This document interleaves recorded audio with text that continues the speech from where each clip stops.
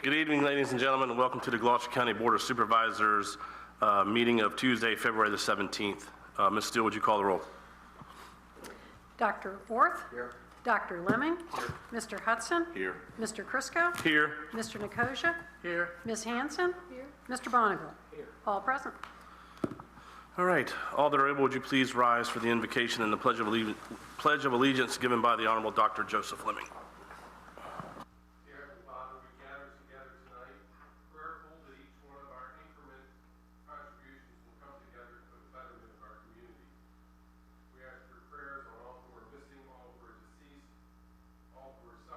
All who are ill. In Christ's name we pray, amen. I pledge allegiance to the flag of the United States of America and to the republic for which it stands, one nation, under God, indivisible, with liberty and justice for all.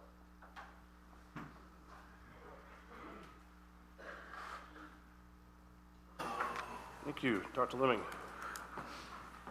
Next, we'll have the approval of the minutes from the November 22nd and December 2nd meeting of 2025.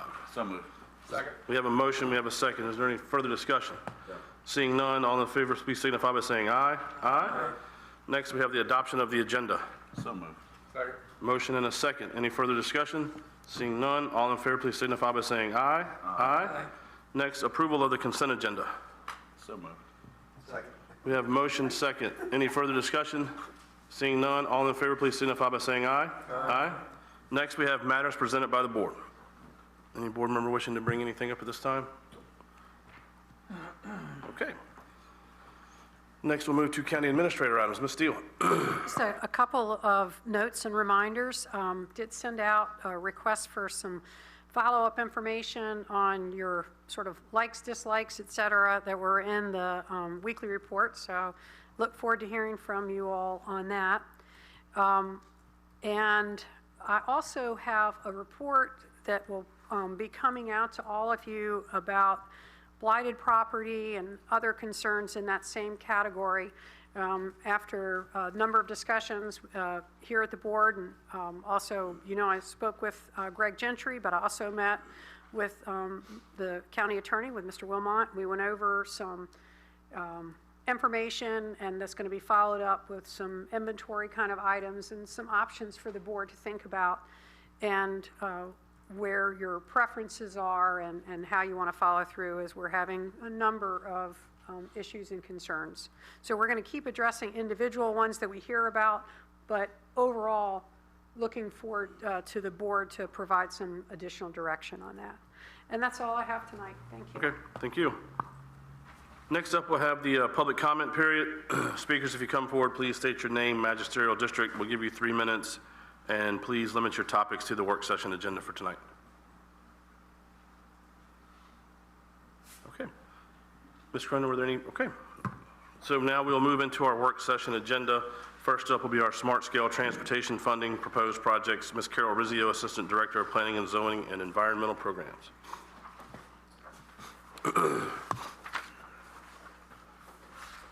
Mr. Chair, members of the board. So I'm here to follow up from the first meeting in February and go over the projects more in detail. They're bigger on the slides, so people will be able to see them better, and talk about which ones you're interested in moving forward to preliminary applications. It does not mean that you absolutely 100% support them. These are just ones to move forward at this time. I will be coming back in June or July to ask for a formal resolution of support for the projects that we want to move forward to the final application phase. So a little change. These are basically the 7 projects 4 Gloucester can submit, and then the Middle Peninsula PDC can submit 4 as well. We only had 3 for them as options. So I'll go over each of these in detail. So the first one proposed to be, the first 4 are locally submitted. This is at Crab Thicket and Route 14.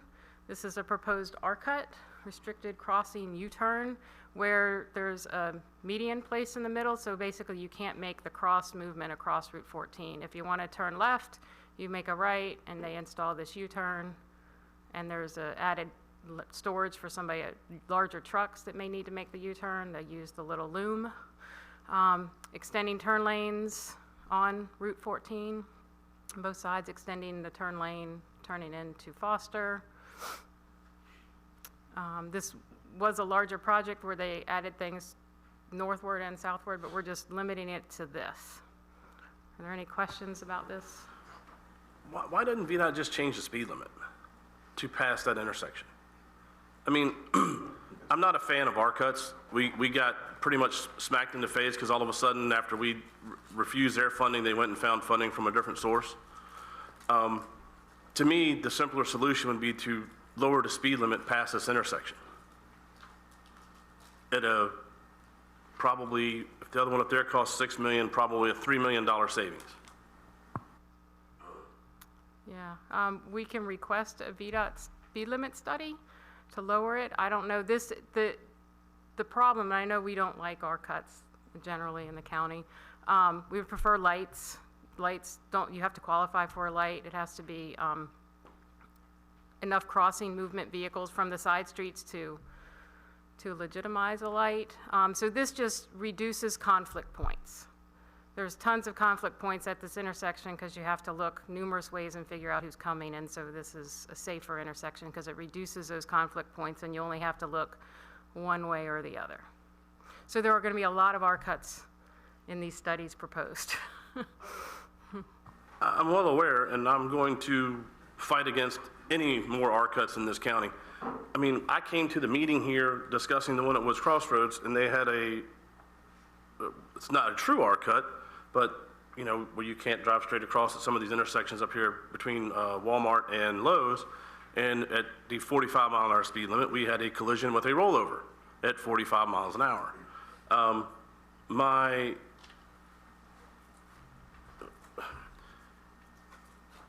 VDOT has a very good way of taking taxpayer dollars and figuring out a way to make it very difficult for us to spend money in our localities, unless we come up with a concept that fits into their project of the day, week, month, year. And a couple of years ago, it became the R-cut. I know if you have an interstate going through your locality right now, you're going to get a diamond interchange more than likely if there's a lot of traffic. This is not a shot at you guys. You got to bring what you think we're going to get funded for, but I think lowering the speed limit would have the same effect in this location. And I said that I'm probably the only one that said that on the online survey, but I did. Any other questions? Yeah. And the neighborhood that's coming out, that's going to be forced to go up Route 14, where they would typically go, most of the traffic's probably not wanting to go in that direction. They would probably be heading to the courthouse. That completely makes them have to go around and then make a U-turn somewhere else that may not be any safer. So it doesn't quite make sense to me how that's supposed to work for safety. So. Go out the other entrance to that road. Yeah, further down. Yeah, I kind of agree with Mr. Chriscoe, only in the fact that, especially because that's on a downhill to the left of the screen, coming from the hillside, which is also kind of blinding. And I know that's probably a good 200 or 300 feet, but is it really? Do they go by collisions at all, like in that intersection? Do they look at that as well? Yeah, yeah. Yeah, I'm just dumbfounded that this is the option that's come to the table, and that a light is not an option because of...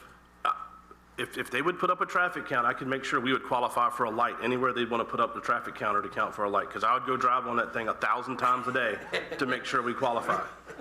Because this is all done with collision points and the side view traffic, and this road doesn't qualify because it's got to have X amount of trips per day leaving this intersection or crossing this.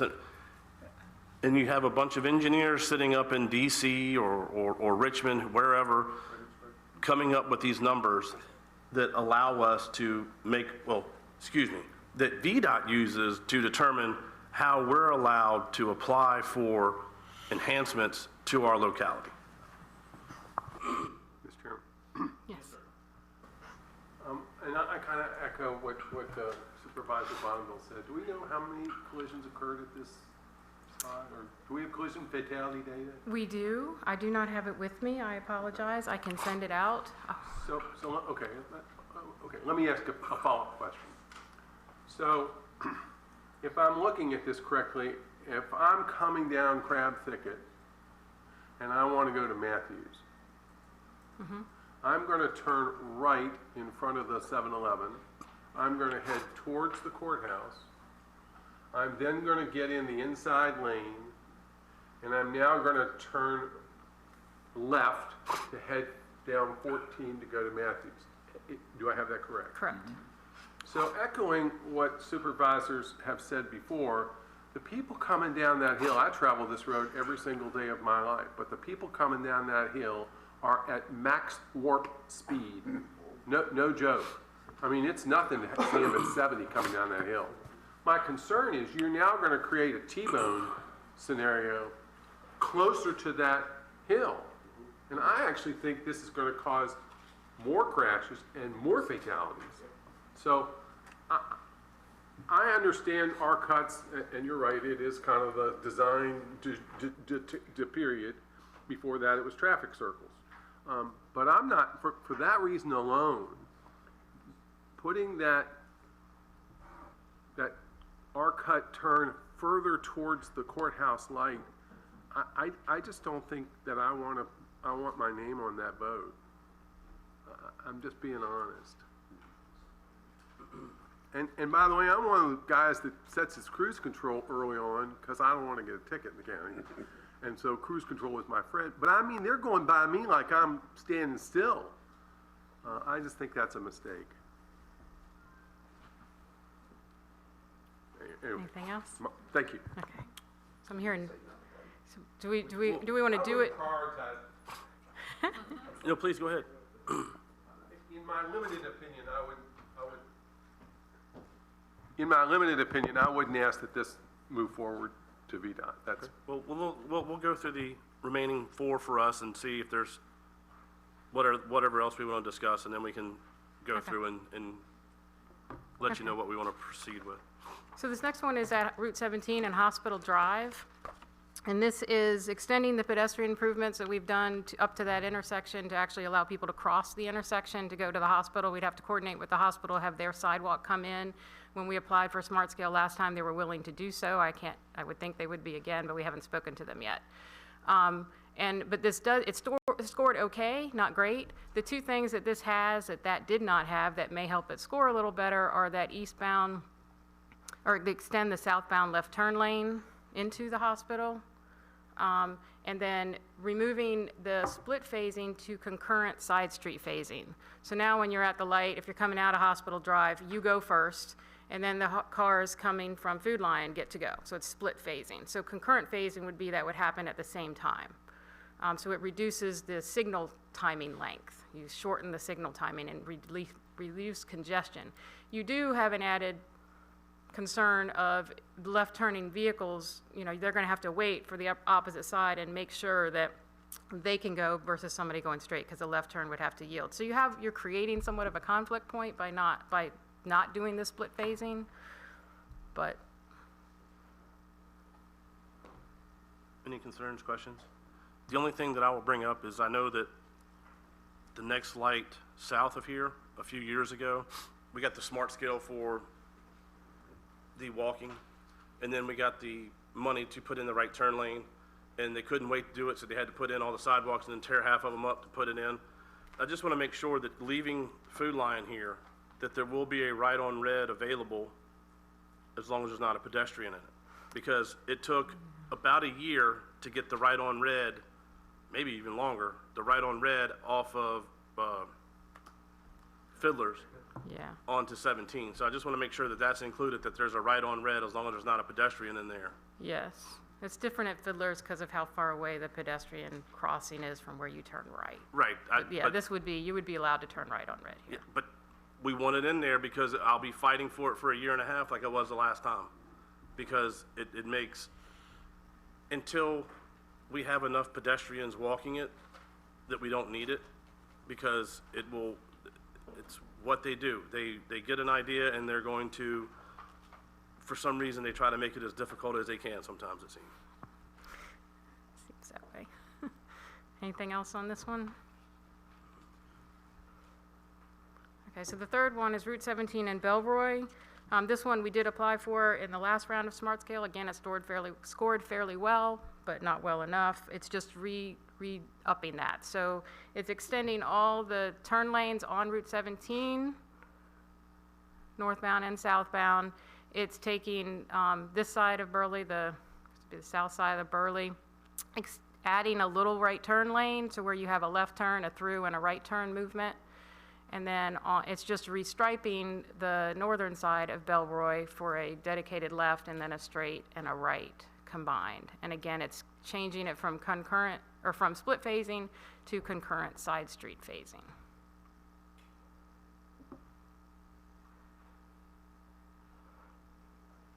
Any questions about this one?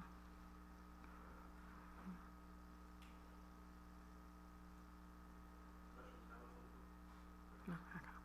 So the last one proposed for the county, this is a, well, actually, there were two options for number 4, option A and option B. Option A was this, which is installing a, this is 314 in Maine, so when you're at this intersection and you push the crosswalk button, there would be a light that would flash here that says yield to pedestrians, or no right, it actually says no right turn. It only lights up when somebody pushes the button. It's not in with the signal. Because the cost of that is like $33,000, it's a lot lower than a smart scale project would need to be, smart scale is for much larger projects. So the district can do this with their state funding, put in that signal or that light that would come on when you push the button.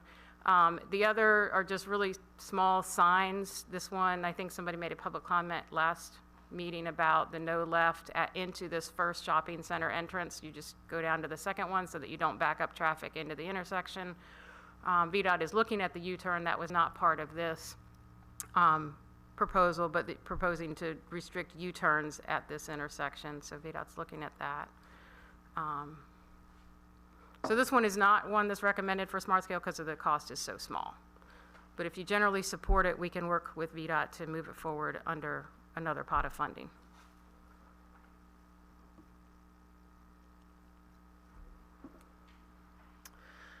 So our project number 4, the option B, that is now the option for number 4, is extending our sidewalk along Roaring Springs Road. Currently, it's funded to take it from Main Street to Wyncote Avenue, and this would take it from Wyncote Avenue down to the Holly Springs neighborhood. They did do a study and a public meeting, and 2 proposals were for a shared use path, which is 10 feet wide, or a sidewalk, which is just 6 feet wide. Most of the people preferred a sidewalk because it didn't have as much right-of-way impact, so it still would meet the need. This does have to incur some boardwalks because you are going over wetland areas. So there'd be some boardwalk features in those areas, which will increase the cost. But the vision and plan is to take it all the way to Beaver Dam eventually. This is just taking another chunk at it. So those are the 4 potentials for. Some years ago, we had funding that we allocated down to Great Road for some of this project. Is that correct? We just swapped money. Right. Yeah. So we're just coming back to try to get this one back on the books again, because I know that we had Great Road improvements in this one. That delayed the part that's going to Wyncote. So What's the that? part that delayed when we made that switch, the part that's already been funded, that's now going to get done from Main Street to Wyncote was impacted by the Great Road swap. Okay. So this would be new money. Okay, perfect. I'm just making sure I remember correctly. Thank you. Yeah. And if I can, Mr. Chair, I just wanted to verify, this is a curb and gutter kind of sidewalk, not flat with the road, This would be separated from the road with a 4-foot buffer. but still the same level then? Yes, yes. I don't think they're putting curb. I can check on if they're actually putting I curb just and always feel like it's safer gutter. than somebody who can just veer off. I mean, they can still run over people on sidewalks, Yeah. but at least some people are stopped by that. So do we want to figure out those 4, are any supported that you'd like to move forward? I don't see why we don't do the last three. I'm not in favor of the R-cut on 14. Dr. Ward? Yeah, I would be in very much favor of the one for Belroy. You know, when you look at, especially because of the traffic coming out of Bonniville School and, you know, traffic coming into the courthouse, if I had to rank any one, I'd like to rank that one number one. The others, you know, I agree with Dr. Leming about the R-cut. That's a disaster going to happen. And even lowering the speed limit, I don't know people would even listen to it. You know, like I said, they come down that hill. So, yeah, I would take that one out, and I think the other three are fine, but I would rank the Belroy, in my opinion, as number one. I'm fine with that. I don't think it really matters. I think they're going to They'll fund rank them one or for us. none or all of them, so. Right. Yeah, they'll rank them for us. Yep.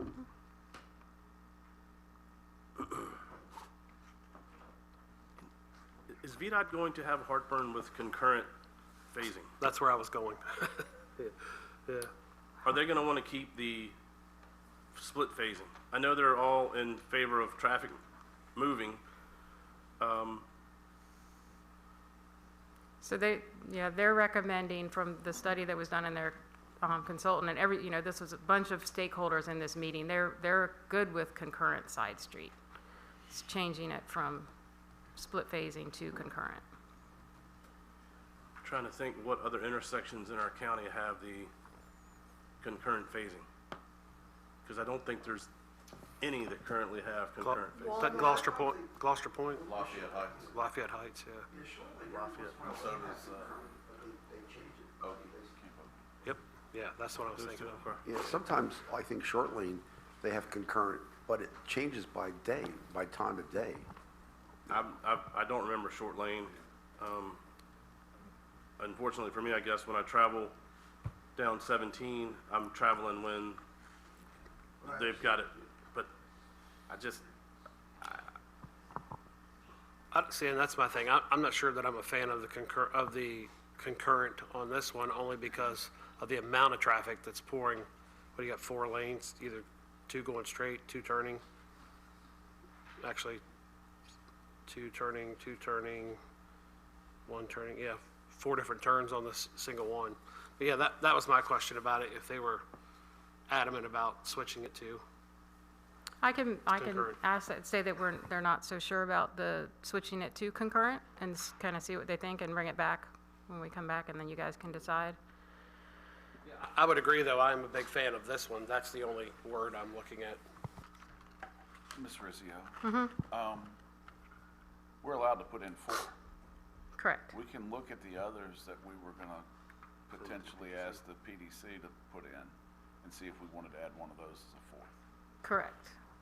There might be something with, because for the PDC ones, we grouped intersections together to get more bang for a buck, so there might be some rules or regulations where you can't apply for all 4. You could do 1, but just let me know what you want, and we'll figure out how to best combine them. Ms. Rizzio? Yes. I think you've probably answered this before for me, and I'm going to just state I probably forgot the answer, and I apologize.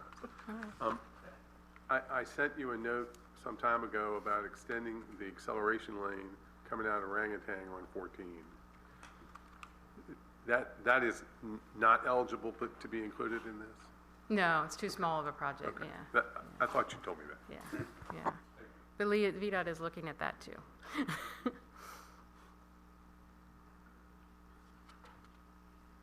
Okay, so project number 5 is a combination of 3 intersections, and just tell me which intersections you prefer and not prefer. I'm thinking there's a couple you're not gonna like. This is short lane, Route 17 and short lane.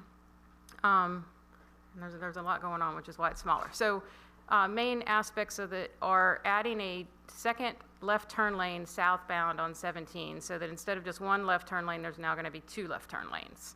And then with that, they need to add the second receiving lane on short lane, and that's what this is here. So it's dual lanes there.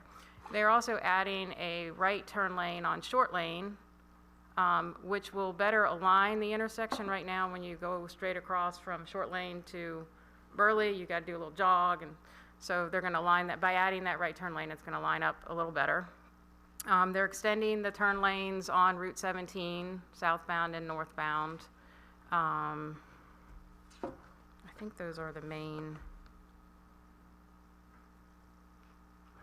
Adding a left turn lane coming out of Burley. Dedicated left turn lane. And with your secondary 6-year, there is going to be a sidewalk proposed. It's this little sidewalk here to extend it. Right now it ends at Lowe's, and there's a gap between Lowe's and it ends just past Lowe's. Goes to Dustin's Cove. Yeah, it's further up. Okay, it's further up. stops at Okay, Dunstan so and then that, goes. this will not affect that. Mr. Bonniville? Yeah, Ms. Rizzio, Yeah. do they also study the light cycles when they do this kind of stuff? As someone who lives just off this screen, between 4:30 and 5:30, traffic is usually past my road during this portion. Just some simple input, Yeah. because it's very frustrating. They do, but not in detail. That's something that we can report, and they can look at the signal timing and Okay. see. So between 4:30 and 5:30, it's northbound backs up? Oh, yes. Substantially, yeah. Okay. Text Lee McKnight every time it happens. That's what I do.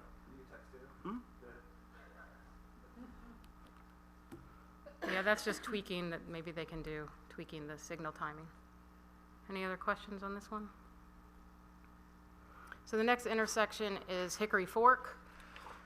And this is, again, the dual turn lane, so adding a second turn lane on Hickory Fork going north and extending the one that's there, and then adding that second receiving lane that would end as you enter into the shops and extend it down to there. That's basically it. And I was at this intersection around going home time for everybody else, I guess, and that light does. It takes a lot, it's green a lot for that left turn. There's a lot. I didn't think they would all make it through, but they did. So yeah, people sit there a while. So this would relieve some congestion at that intersection.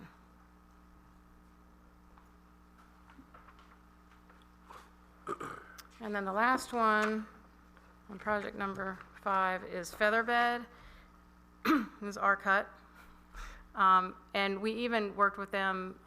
Ms. Steele was quite adamant. Can you look at getting us a light? Take all the traffic from this shopping center and pull it out at one spot and see if nothing qualified for a light. So the recommendation was an R cut at this intersection. And originally an R cut here, and this is an error. This is actually not an R cut. It would propose to just be a left in. Reason being at the shopping center entrance. Reason being because you don't have enough. The spacing between the two R cuts does not meet VDOT standards. So this is wrong. This is actually just a left in. But then it has, so your U-turn is past the shopping center, a new U-turn down here. An Mr. Chair. extending turn lane. Yes, Mr. Bonniville. I see this being a significant issue, especially with the amount of accidents that happen between Providence Road and this shopping center, because Pawnee Swamp and Providence become a thoroughfare. And the amount of people trying to get back northbound, this would be absolutely atrocious, just in my personal opinion. And again, R cuts, not a fan, so that's where I sit with it. Okay. Do we want to go on to number 6? Yes. Okay. So this is a combination of 6 potential intersection improvements. The first one being at Providence. This one we've submitted 2 or 3 times and didn't get any funding, didn't score well enough. But this is basically adding a dedicated right turn lane at Providence Road. Now right turn lanes get backed up behind everybody turning left and wait. So that's basically what it is. Woodsville, this is an R cut at Woodsville. Currently, it's an open crossing. People coming out of Woodsville can go left or right. There's really no other way out of Woodsville other than coming to this intersection. There are crashes here, some angle crashes. So again, it's putting an R cut, removing that option to turn left and going down doing a U-turn. And adding loom.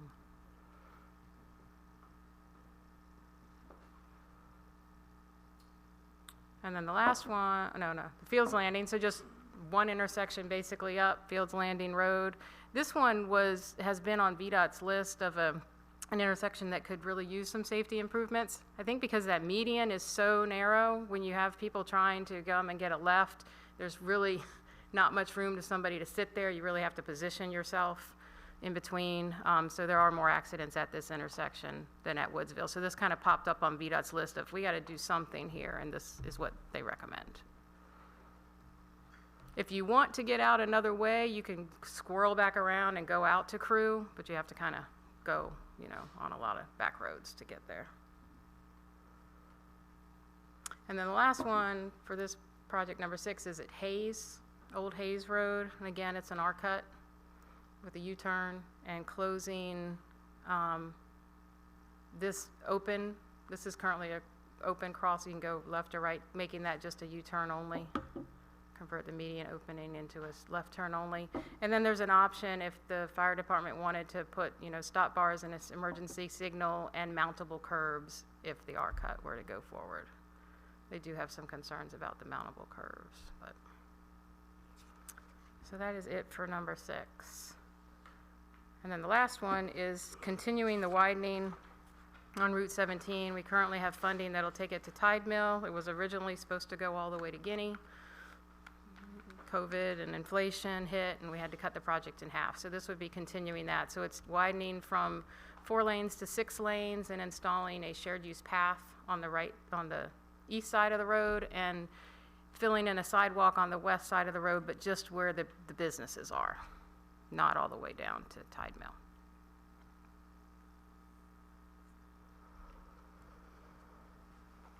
Questions, comments? Dr. Leming? Carol, I'm going to ask just two questions, and forgive one of them for probably going to get yelled out of the room.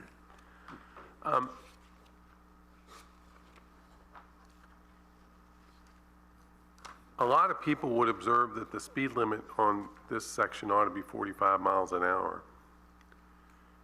And if you coordinated the lights and you dropped the speed limit even to 50, and you coordinated the lights, I think you'd get northbound, southbound traffic at a higher volume and a shorter transit time, safer. Are you talking I'm talking the whole corridor. Oh, the whole corridor, okay. I mean, when I go to Yorktown or cross into York, and I enter their sort of, I'm out of the National Park District, and I enter the York County area, they just drop the speed limit. Grafted, right? Yeah. Grafted about Yeah. 4 to 5. We could ask about dropping the speed limit. How far up are you thinking? I mean, Like all the I way? probably think it would start before the courthouse and end at the bridge, but I mean, So just what I know about how VDOT does a speed study when it's recommended to be reduced, they take into account the average speed on the roadway. And if the average speed on the roadway is matching the speed limit, they tend to not want to reduce it, because when you reduce it, then you have people that are going fast and people that are obeying the reduced speed limit and people that are going fast.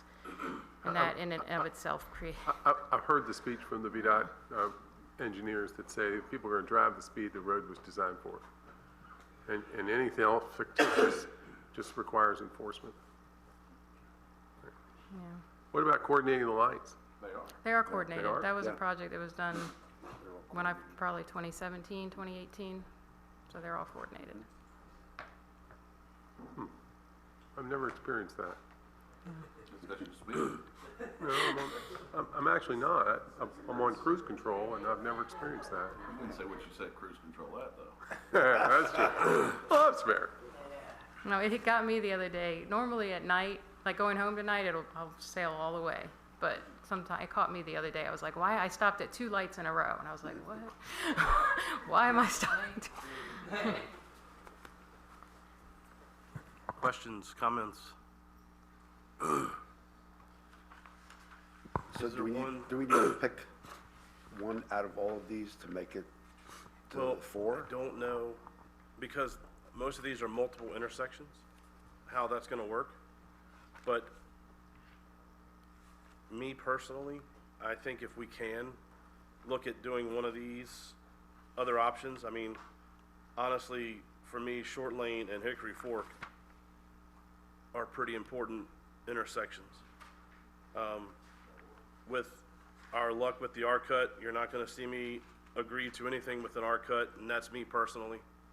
Because VDOT flat out refused to listen to us, and then lo and behold, found a way to do it.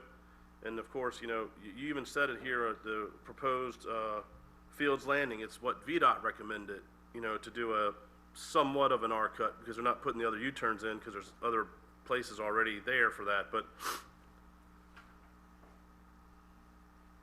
VDOT's job is to provide a safe highways, and some of these things, we shouldn't even be having to apply for this funding for.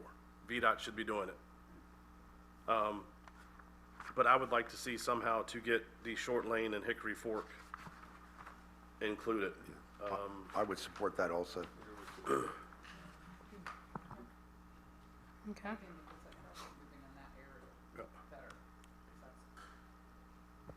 Yeah, especially with all these things going on at the high school, there's a lot of stuff coming out, and it's all day long during the school day.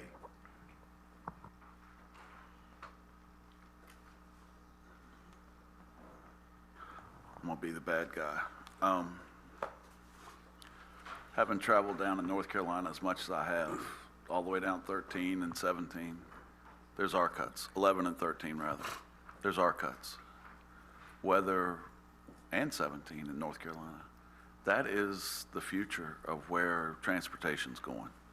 And I know we don't particularly like it because VDOT shoved Woods Crossroads down our throat when we wanted a stoplight.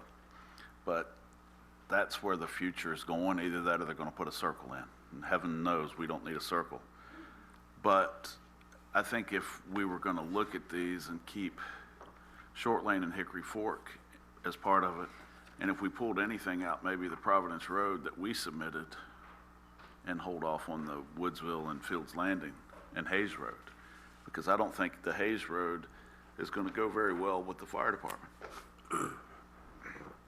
So that would be the fourth one we could add, would be Providence again.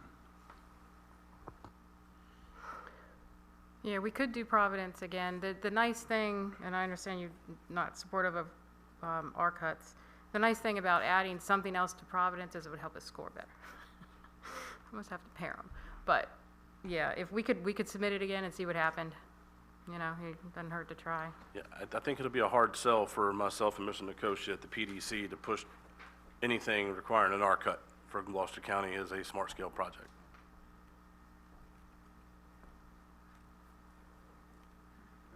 So you want to move Providence up to ours and ask the PDC to do, Short Lane and Hickory Fork. Yep.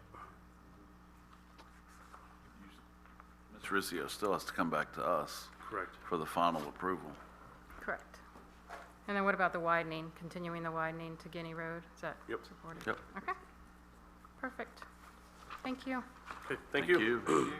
And when I come back, I'll try to give you some more accident stuff on the ones you chose.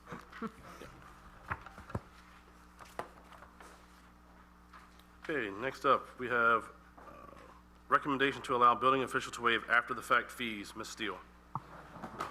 I apologize for kind of seeming like I'm going to read the board agenda item, but all the information is really contained in here, and for the public's sake to understand, just kind of briefly review it, that occasionally through our GIS work or assessment or sometimes citizens' complaints, we find out about construction projects or zoning projects where a permit was not obtained properly.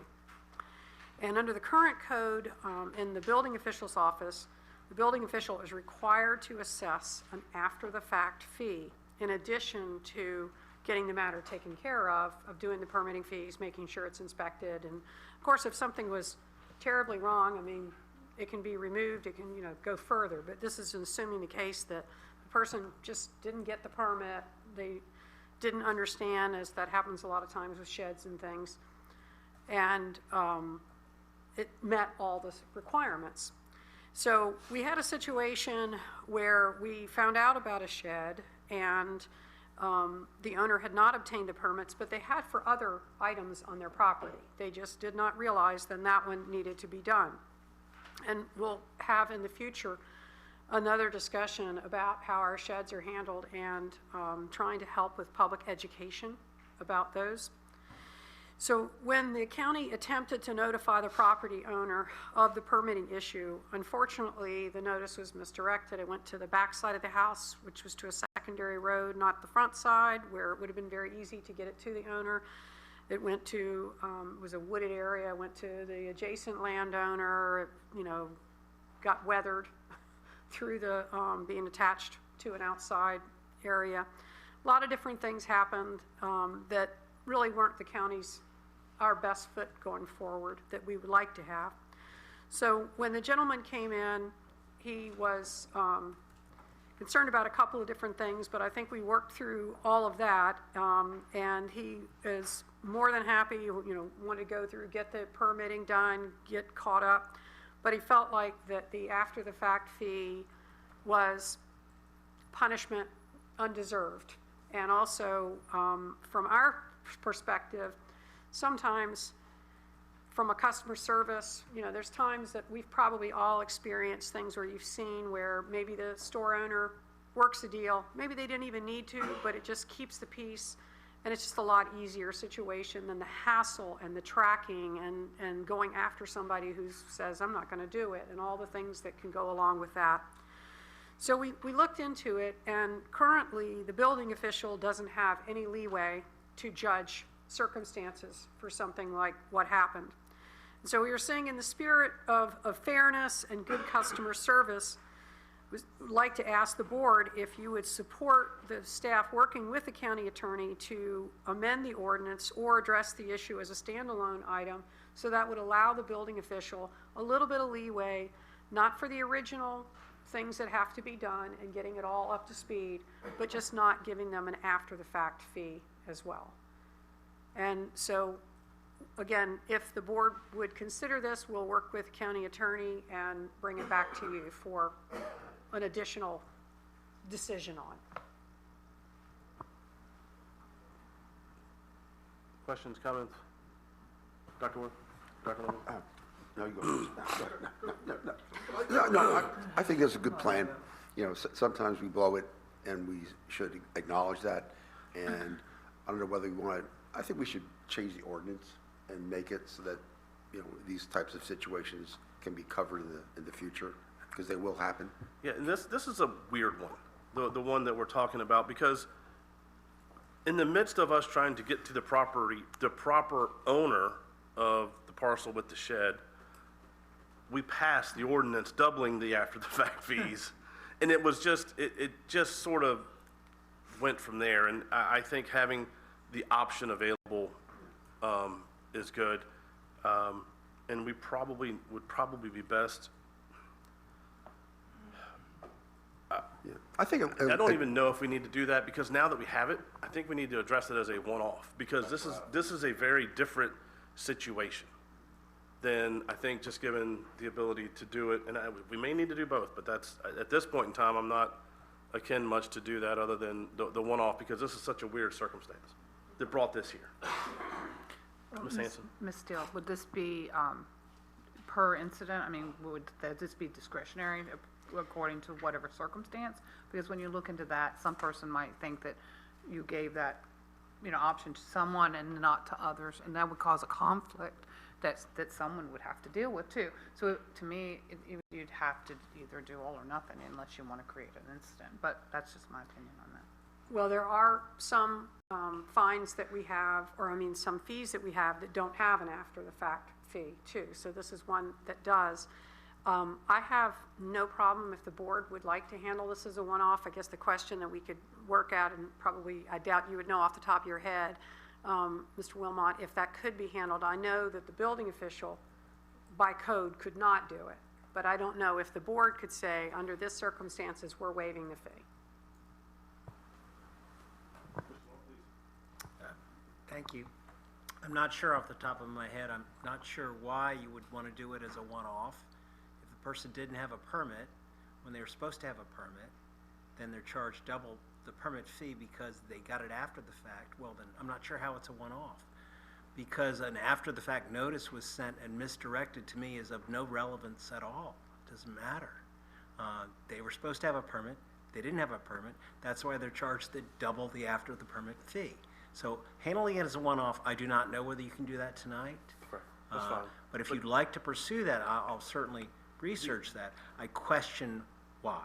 The permit that was required at this time, when the first notice went out, I believe, there was not even a double the fact permit fee at the time.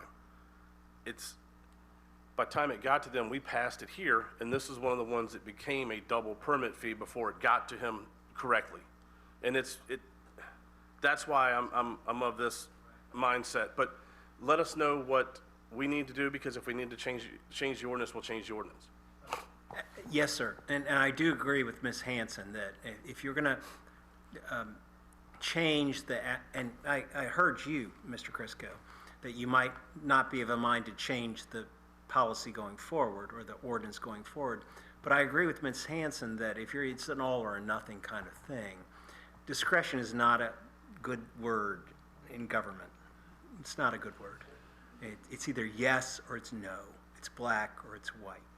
Discretion is not something that should be given to people like me or the code official or anyone else. So everyone needs to understand what's required. So I'll look into whether we can do this as a one-off, and I understand why now. Thank you for educating me. That's a scary, scary thought. Well, if at the time that it was originally sent, there was no extra fee, then it would be easier to go back to that than to change the ordinance. Yes. Ms. Ducey, But please. I think there was always a double the amount. I think we just changed the amount. Sorry, I just had to speak up. So it's always been in the building code for after the fact. We just added it to the E&S and stormwater ordinance. So it's always been in the building code, which is what the shed is about. It was just added for the E&S ordinance. Then it's not a one-off. That's right. Has the amount changed for the No, fee? no. Just that, so the building, it's always been in the building code, double after the fact fee. It was just put in the E&S stormwater one that you just adopted. So without names, it says it was identified, the owner was not aware requirements needed to be obtained. It was there for several years, was found in compliance, setback requirements. So what is he, or the property owner, complaining about? The amount or the fact that there was a fee involved because it was after the fact?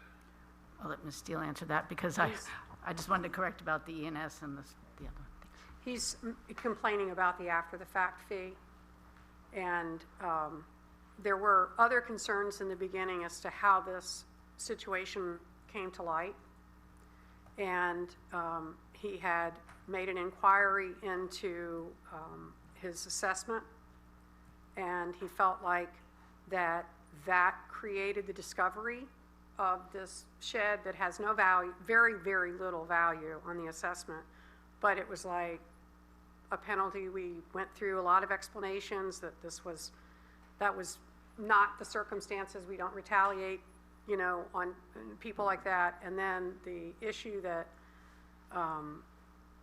he would never have known and could have been late forever, never even known about the violation if his neighbor hadn't been the one to bring the thing to him, because of course we would have had to send out another, and hopefully it would have been delivered correctly. I don't disagree that it doesn't sound like it is more discretionary, and there's issues with that. So I respect whatever the board's decision on this is. I believe it's $45. It's a small amount. It's a matter of principle to him of the county wasn't acting properly.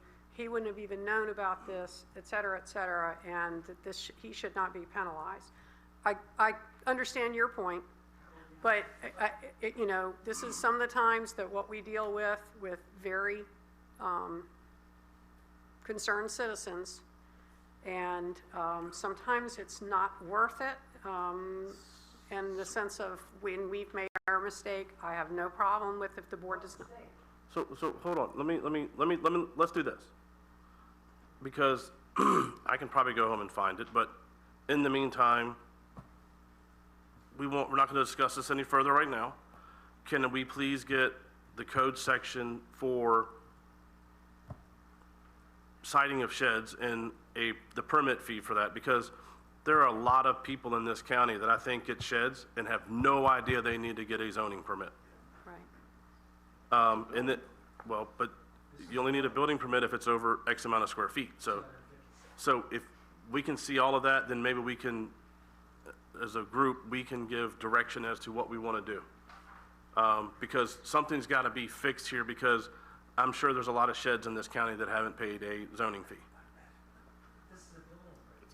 I don't think this is necessary, because I don't think this one goes over the square footage, does it? It did. Yeah. Oh, well then, I would still like to see it, and then we can figure this out, because at the end of the day, it's still a shed. It came in on a trailer, they set it with a forklift, and it wasn't built there. So I would like to see it again so we can figure out what we need to do. May I ask a question? Yes, please. What is it? What do you want to see? I want to see the language in the permitting, or the language for the ordinance that separates 256 square feet, meaning a building permit versus not, and all that, because you go and buy a shed, and you go and have it delivered, because you can buy a shed that's pre-built, that's 260 square feet. They come out with a little tractor, set it down, and they bolt it down to the ground, and they drive away. Because that's what we need to see, so we can see what we need to do and what we can do. Because there's some areas here that I still don't think people realize, A, that they need a permit at all, or if they need a building permit, because it's coming prefabbed. I wouldn't think I needed a building permit. Mr. Ortiz and I, in conjunction with Ms. Steele, will provide, and Mr. Cole will provide that information. Okay.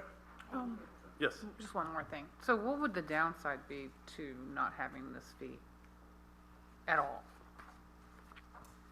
The Sorry, Ashley. zoning fee is a separate matter from the building fee, and I think that that may be another matter to look at, but we just were really tight on the agenda, so we kind of pushed back for another time to bring the zoning fee. Many people, including myself, were in violation, who went and bought a shed at Lowe's and put it up and never got a zoning permit. And so there's some pros and cons to whether to keep it or not, and that's what I wanted to bring to the board and have you all review. The building code is state building code, which is different than our zoning fee, because our zoning for sheds is local. And so we'll have to look at kind of both matters separately, I believe. If I may, Yes, Mr. please. Chair. Ms. Hanson, the downside of doing away with the fee is the after-the-fact fee is meant to incentivize getting the permit in the first place. We want that to happen, obviously. So it's the carrot and the stick. It's to penalize those who don't get the permit which was required in the first place. There may be, probably not, but there may be associated costs with doing it after the fact from the county's perspective. It's possible, probably not. So it's really carrot and stick. And just to mention also, with zoning on the shed, the zoning fee of $35 doesn't have an after-the-fact fee, correct? So that one's a one-time. So there's no carrot on that one other than the education and hoping people will do it right. And that's something that, again, if the board keeps the ordinance or changes the ordinance, however it is, we want to go out with a mass public education to help people know what they need to do. Right, because people don't know what they need to do. No, they don't. And, you know, pay $35 to figure out what it can do on my own property. Oh, every bit of it, if not more. Okay, so we'll wait for more information and figure that out. Next, since we've got Mr. Wilmot awake, we will now talk about community development authorities. Thank you, Mr. Chair. The materials associated with this matter commence on page 49 of your agenda packet. As you may recall, I think it was the last meeting, Dr. Leming expressed a potential interest in the county considering an ordinance which would accept the authority to consider petitions to form CDAs, which are Community Development Authorities.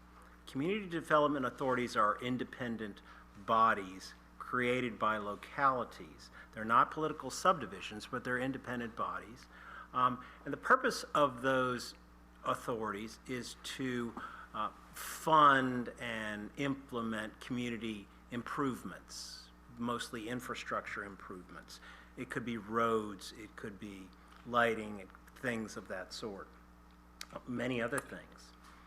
So in response to Dr. Leming's request of February 3rd, I sent out a memo to the Board of Supervisors on February 5th detailing what CDAs are, what their purposes are, how to create them, what's necessary to create them. An ordinance is necessary to allow the county, Gloucester County, to create, to allow the creation or create a CDA. So what you have in front of you is a draft ordinance, among many other materials, which would allow the county to accept petitions to form CDAs.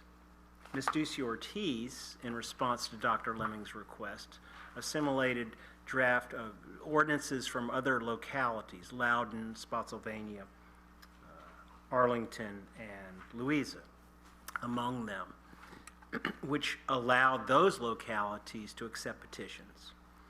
In order to create a CDA, first of all, the locality must have passed an ordinance authorizing the creation of CDAs. Secondly, petitions must be filed by at least 51% of the owners of property in the area to be covered by the CDA, or at least 51% of the assessed value of the properties within that area. So if you were to consider this ordinance then and pass it, then it wouldn't create a CDA in and of itself.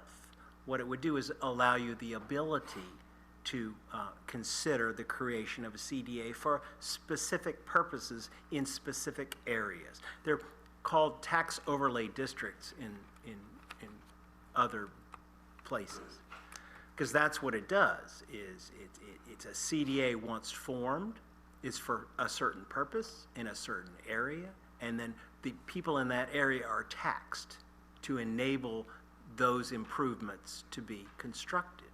So, for example, if it were to be Holly Beach, which has problems with their private roads, which are evil in and of themselves, but if you wanted to improve the private roads, counties in the Commonwealth of Virginia are not allowed to fund improvement of private roads. We're not allowed to do that. It's one of the several things, many things counties are not allowed to do. But CDAs are allowed to do that. So, or perhaps you might have a situation of a developer who isn't Holly Beach, but a developer who wants a CDA to come in and make improvements. Now, that tax would be assessed on the property owners, which initially would be the developer, but eventually would be the individual lot owners. So you have, in a very long-winded fashion, an ordinance, a very simple ordinance, on page 71. In order to pass this ordinance, you're required to have a public hearing. So tonight, you're not allowed to pass that ordinance, I'm sorry. But if you're of a mind to want to consider this, you could schedule a public hearing. So if there are any questions, I'm happy to answer them. Dr. Leming. Mr. Chairman, I'd like to thank Mr. Wilmot for an excellent presentation and his excellent memo. I think there are places in our county which have problems that there essentially are never any answers to. I think if we would move forward with a public hearing on this, I think it would at least offer an opportunity for areas to solve their own problem, very simply. Dr. Orth. Yeah, thanks, Mr. Chair. So I would like to thank Dr. Leming for something I wasn't aware of, CDAs. You know, I am aware of homeowner associations, and I tried to think of what would be the difference between a CDA and a specific homeowners association. For example, where I live, we had a property development where there was nothing, and then after the fact, a homeowners association was developed. The hard part was getting everyone to agree. And it was usually the people at the end of the road who never wanted to participate. Eventually, we got all 30, of which we did make it legal. But then, of course, you had to have a president and a vice president. So if you had a CDA, would there be a structure where you would have a president and vice president and all that stuff? Could you enlighten me? Because I found it very informative, not knowing about this until it came up. But I think it's a pretty cool idea. So I think that, at least, I'm not counsel here, but my understanding of the main difference between an HOA and a CDA is, or would be, that an HOA has to raise funds from the members themselves, either by an assessment or an allocation tool.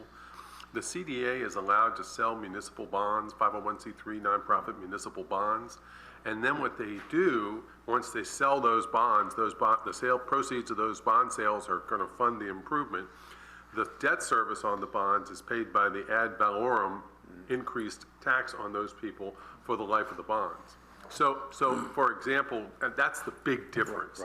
Right. My understanding is within a CDA, there is an authority, there is a board of directors of that authority, there is a structure to these creatures, and the answer to your question to that point is yes.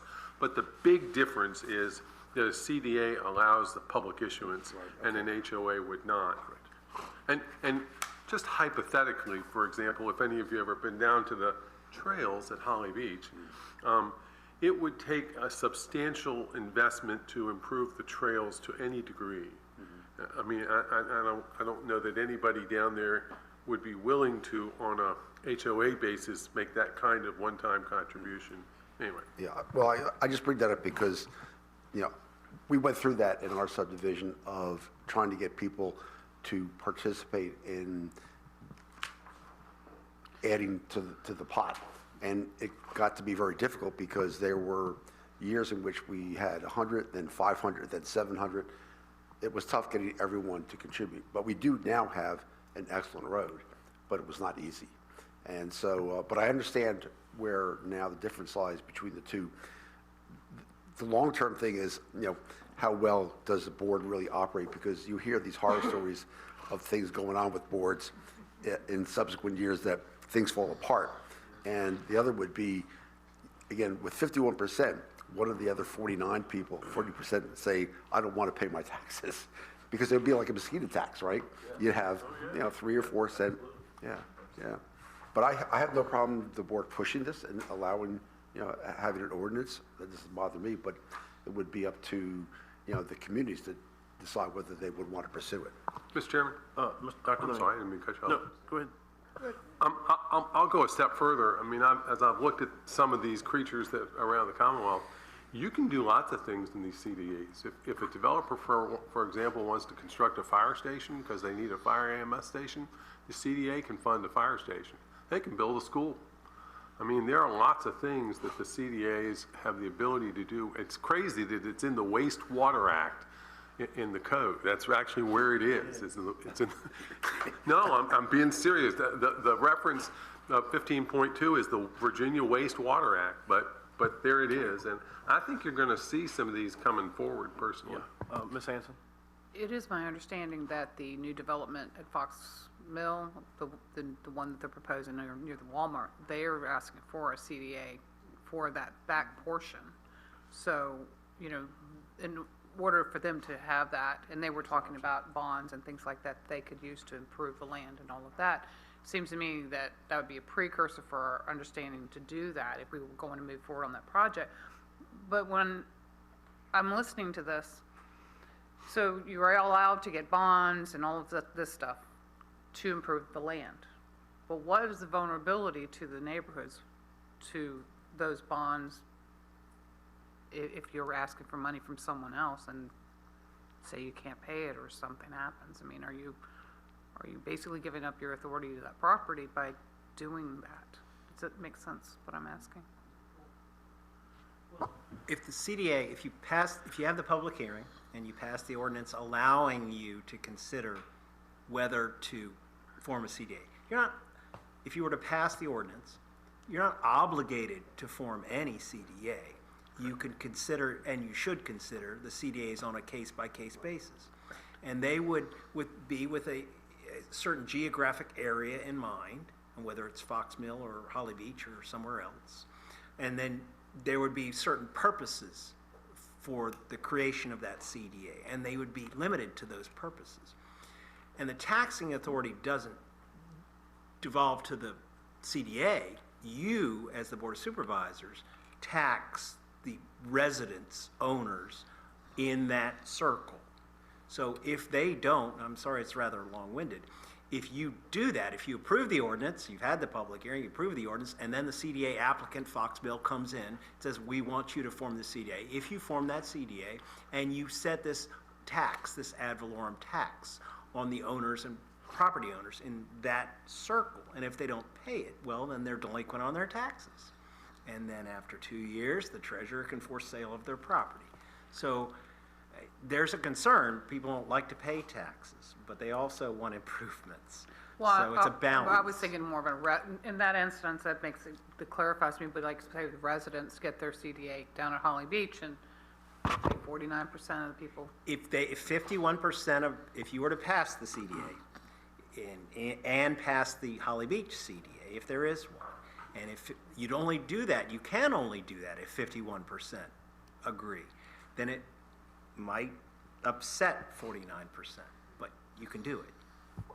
Mr. Hutson and Dr. Orth. Who would sell the municipal bonds? I believe the CDA, but I did attach all the code sections to the. Well, my question, Usually there's a third-party group, and that works with a lot of the municipalities throughout the state. Ann and I had a conference call, Teams call with them where they explain, and they represent a number of the localities, and that's their specialty. So normally the locality works with the third-party group. so the third party would sell the bonds? Yeah, they handle all that. Okay, so I was just wondering, depending upon how we react with the financing for the fire department, if we were looking at bonding for ourselves, would the county sell the bonds? But if a third party would do it? It does not affect your debt or anything. No. Okay. It doesn't improve our debt service. Dr. Orth? So- Mr. Hudson, you finished?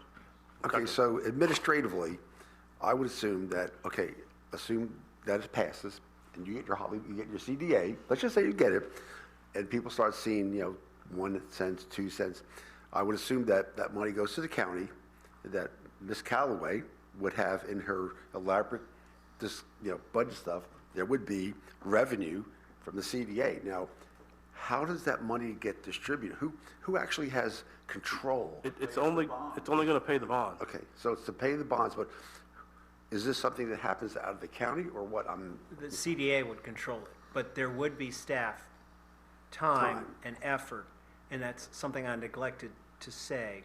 This sounds wonderful, and it's good, but you should, I think, take into account that there will be some county and staff and financial and other folks' time involved. Mr. Nicosia? Mr. Wilmot,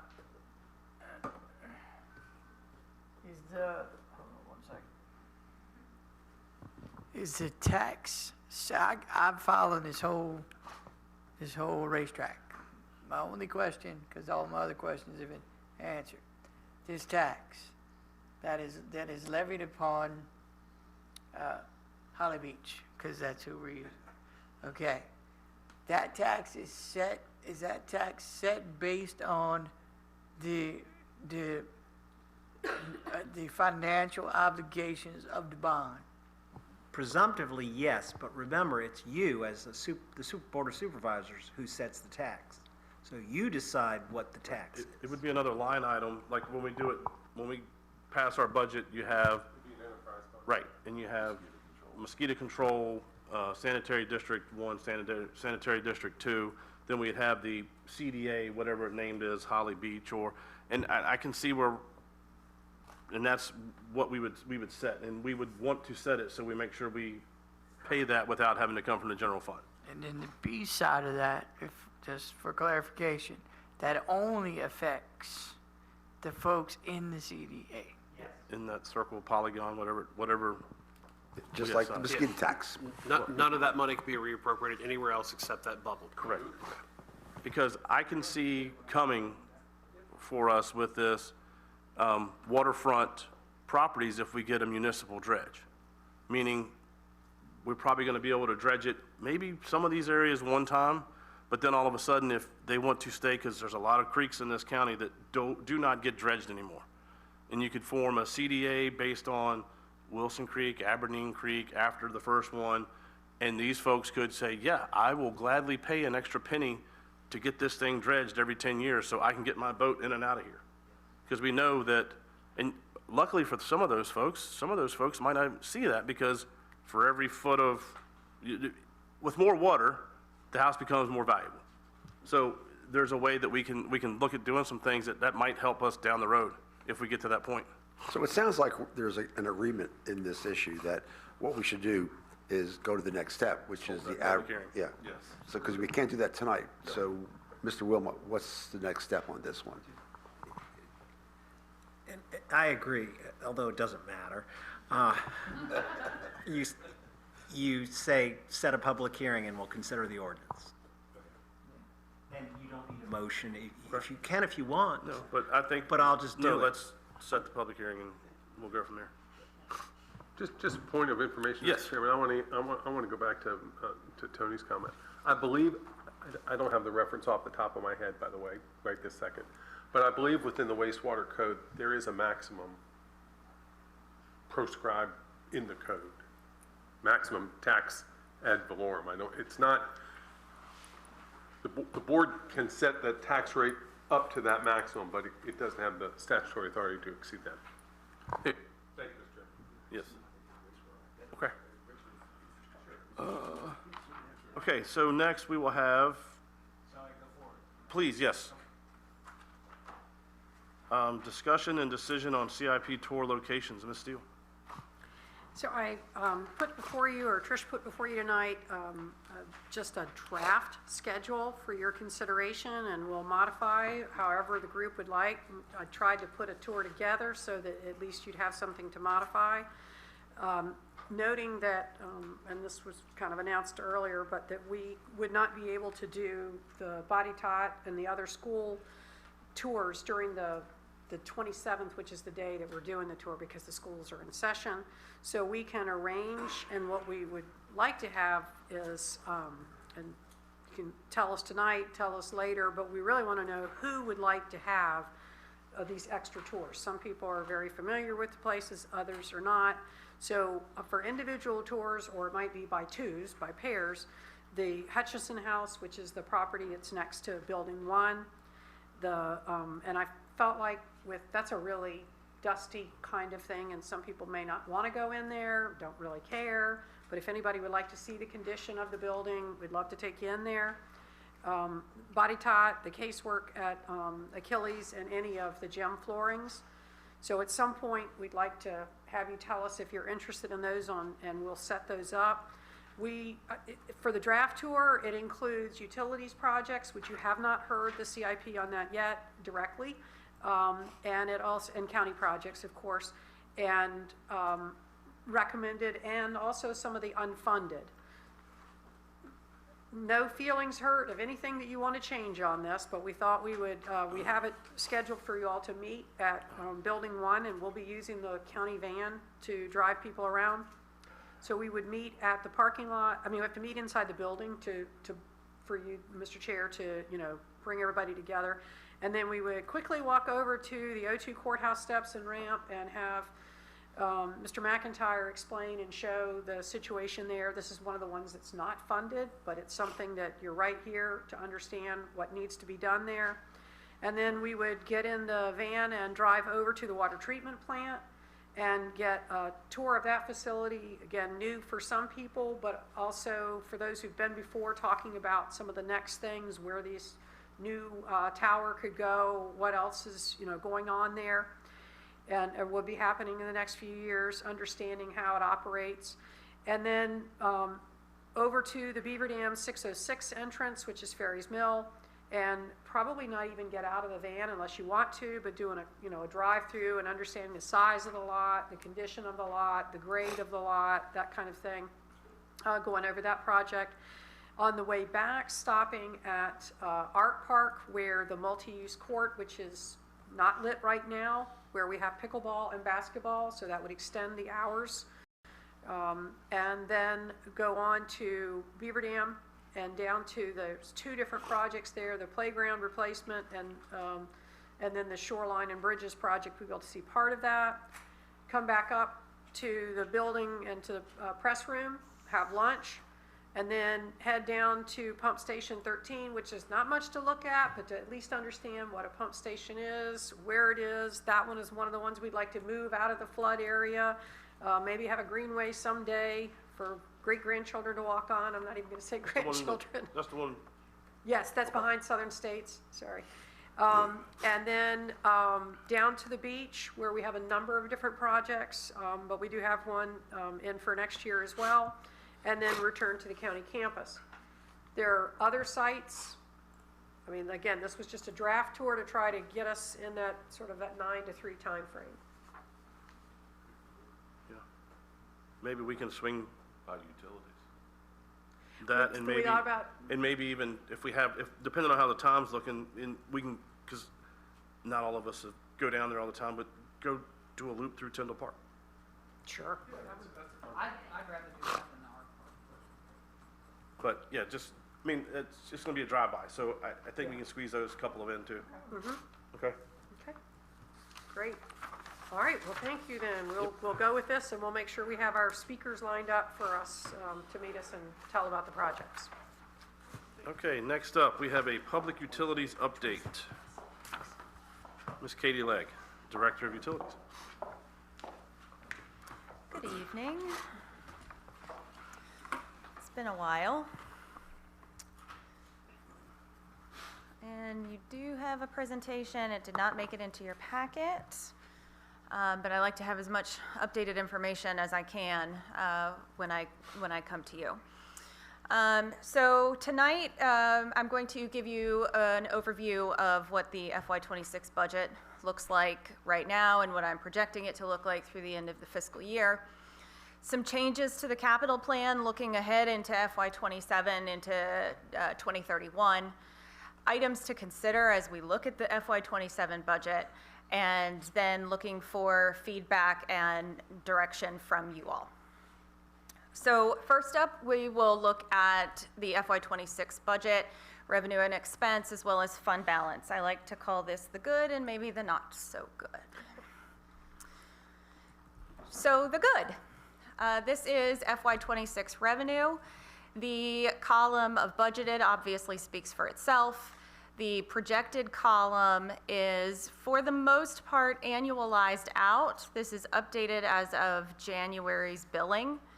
And you can see that our billed usage charges, say that 5 times fast, are trending right about where we projected, which is good. Our interest and fees, they're down slightly, nothing really concerning there. And our application and development fees. So you can see that we have already far exceeded what we budgeted. If you recall, last year we budgeted very low based on what our actuals were from FY25. So those projected numbers for application and development fees are the actual numbers of today. I have not projected those to grow anymore because in those cases I don't like to assume that we're going to see any more from that. One of the reasons I think that those numbers are higher is because we raised those fees back in August, and we had an influx of folks who were in the process of building and developing, wanting to get their fees in before the rates went up. And we accommodated them. The box there, those are more restricted accounts, so those revenue streams are spoken for by other things. You can see the loan proceeds are reduced because the ordinance that you all passed, or the resolution that you all passed, was that we wouldn't borrow more than $3 million for the projects, and we did not have to borrow the full $3 million. So that's why that number is lower. So overall, I feel pretty good about revenue. We get updates monthly from the finance department looking at what our billing is and how it's trending year over year. We're about 19% over last year's billings. Hold on, I was getting ready to go to the not so good, but we can stay on the good. Okay, so are these charges in any way related to the improvement from the AMIs? I think so. It's very difficult for us to tell because we know that we had so many of the old meters that weren't working, whether they were broken, whether we just couldn't get to them. So there was a lot of estimating going on, in some cases for multiple years. So we have no baseline to really look at. We think that some of it is AMI. Between AMI and, of course, the rate increase, I think that is really making up the difference. Okay. Now the maybe not so good. So this is our expenses. You can see the budgeted, again, self-explanatory, and the projected. The projected is, for the most part, annualized out with all expenses through about the first week of February. Personnel, we do have a savings of about $200,000 anticipated. We do still have 5 open positions. Those positions have been open for probably close to a year. Yes. What do we think attributes our inability to hire those positions? Is it the amount of money we're offering, or is it just people not in this field? I think it's both. We see that localities in general are having trouble recruiting this type of work. And I think anecdotally, I think that we see these things in cycles. You know, you see a lot of folks that want to enter into the trades, and then you see a slump, and then you see it come back up. So I know that we're not alone. I do believe that we need to do some more work with our compensation for some of these people. I know that my crew, when they are out working with contractors, will frequently be recruited in the field. So, like as a school division, where are we at with our standards for amount of people for the size of our utilities? I mean, are we below where we need to be with the amount of people in seats? As far as what's budgeted? No, I mean standards. So like if there's supposed to be X amount of people at your water treatment plant and then X amount of people working on your utilities lines, is there a standard that we need to achieve? I'm not sure if there's an exact standard for that, and I can look that up. What I do know is that when I compare us nationwide with some of those American Water Works Association reports, that we're on par in some cases a little bit lower. Water treatment plant, for example, is doing okay because we don't operate 24 hours a day. The field crew is lower. So looking at the operating expenses, you can see that we are projecting an overage of $800,000. So through January, we have had close to $450,000 in contract line repairs. We have had $200,000 in repairs to the well to operate the RO plant. We've had some major equipment repairs, and we've had to utilize contractors because we don't have enough staff, or we have aging or insufficient equipment. So, you know, if you had asked me 6 months ago if I thought that we would have spent that much money on repairs, I would have said no way. So when I'm looking at the operating budget through the end of the fiscal year, I went ahead and just assumed that the rest of the fiscal year is going to be just as bad as the first part, which is why it looks so bad on here. So while I don't want to say it's absolute worst case, because I know it can always get worse, I feel like this is realistic for now. And then again, at the bottom, that box, those expenses are attributed to the revenue streams that were on the previous page. So, how do we balance it? Last year, I had to do very similar thing with you, in fact, this same meeting last year. But last year, I had the option of saying, we're just not going to do capital projects. And this year, we can't do that because we borrowed money for capital projects. So what I am projecting is a $788,000 shortfall. And in order to balance that, we can slow compliance projects. So that $115,000 is currently unspoken for right now. It is not encumbered at the moment. We can use the application fees as they stand right now to help balance the budget. We can hold our VIPDs funds, so that is $249,000. This is part of the project that will get us into compliance with our consent order with DEQ. We can hold this because I will be coming back to you in March with a grant application for this particular project that will cover up to $500,000. We will still need the $249,000, but they won't award that grant until the summer. So this is kicking that can down the road just a smidge. And then use of additional unassigned fund balance of $142,000. So this is what the fund balance looks like. At the start of the fiscal year, unassigned fund balance was $657,000. The adopted budget included use of $465,000.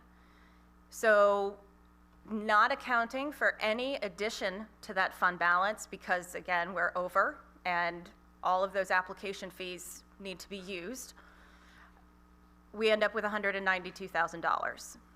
And then an additional use of that fund balance leaves us just shy of $50,000. For reference, operating expenses run between $15,000 and $19,000 a day. So that funds 3 days. The development fund sits at $1.88 million. We budgeted a use of $560,000. This was for the Forest Hill Avenue water line loop. We'll add to that with what we have collected so far at 94.7 for $1.4 million. This expected additional use of 650 plus is because our estimates now for Forest Hill are coming in that much higher. So we have broken that project into 3 phases. That $650,000 additional would allow us to do the entire project. $560,000 would allow us to do phase 1. A couple of options there. We could pause Forest Hill. I hesitate with that one because when we have to make a repair to the water line on 17, in case you're not remembering where Forest Hill is, this is where the Hampton Inn and the Holiday Inn are. That entire stretch of that shopping center gets cut off when we have to make a repair because there is no redundancy there. And that causes a lot of heartburn with our business owners. So we could pause the project. We could go ahead and just say, yes, we want to use development fund for the entire thing, wait for those bids to come back, see where we fall. Or we could potentially borrow for additional funds just for the Forest Hill project and use the development fund to make those payments. So we have some options. And in this case, I don't know that anything necessarily has to be decided tonight because that project has not gone out to bid yet. And when it does go out, it will go out in 3 separate phases so that we don't have to pick all 3 at once.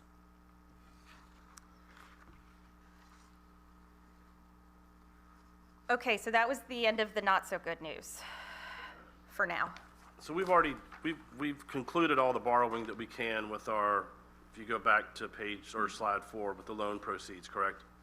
Yes, I believe that's totally done. Yes. If you're asking If we back to can the use the reference difference. to do a different borrowing, that would need to come to you all for approval. And the collateral for that was from the development fund was not used or was used when it was not used. So as far as the ability to borrow more money, knowing that you're going to be paying, using the development money to pay the fee would stretch things out. Yeah, I thought, I understood the question as, can we use the difference of up to the 3 million? No, I was wondering, well, it'd be great if Yeah. we had borrowed the full 3 million, because then we could reduce the amount of the development fund that we would use. But being that we only borrowed the 2.4, that's what I was asking, is if, Yeah. okay. And that's, the amount we borrowed was based on what we had the ability to repay with their current rates. Okay. So that's kind of what Right. limited us there. Mr. Chairman? Yes, Dr. Leming. But if you're using the development fund as a source to pay the bonds, what number does that crosswalk to? As far as availability of How much can debt you, yeah. capacity, we haven't run those numbers. That is a up and coming idea as of Yesterday? Sunday or Monday.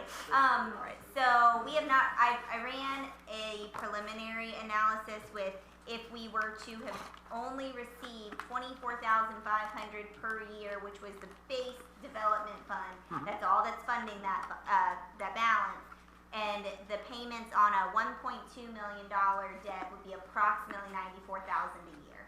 So we'd be dipping in about $70,000 each year if we never got another increase in development funds, and that's what we borrowed. So it would last us 1.8 divided by 74,000. Mr. Chairman. I know, me either. So I'm where I'm sort of driving, and maybe I'm off of base, but that loop, the redundancy loop, and I've had my lectures on redundancy loops for a long time. My question is, do you have the debt capacity to issue a bond issuance to pay for that project? So, We believe so, yes. We will And confirm. I don't necessarily mean a part. Say that again? I don't necessarily mean a part of it. oh, the full entire, 1.2. I believe yes, based on using the development fund as the repayment source, but we'll confirm that with our financial advisors if it's requested by the board. and then thinking long-term also, if we were to go that route, is that means further in the capital plan, potential uses that were identified for the development fund may not be an option for a little bit longer. Okay, so some changes to the capital plan, not this year. So I know it's a lot, and this is only 5 years. I have a 10-year. So no major changes to the projects itself. However, all of the items that are highlighted in that peach color, those are all items that were identified in the 2019 master plan to address fire flow and/or pipe material. So 12 of those projects address a fire flow problem that has less than 500 gallons per minute on those lines. So those were priority 1 in the master plan. So those have been moved up into FY '27 and '28 and '29. So the remainder of those highlighted ones, the fire flow goes anywhere between 500 and 1,000 gallons per minute, but also addresses the pipe material. So we do know that there are a couple of galvanized. We know that we have asbestos concrete. Those need to come out, and we need to replace them.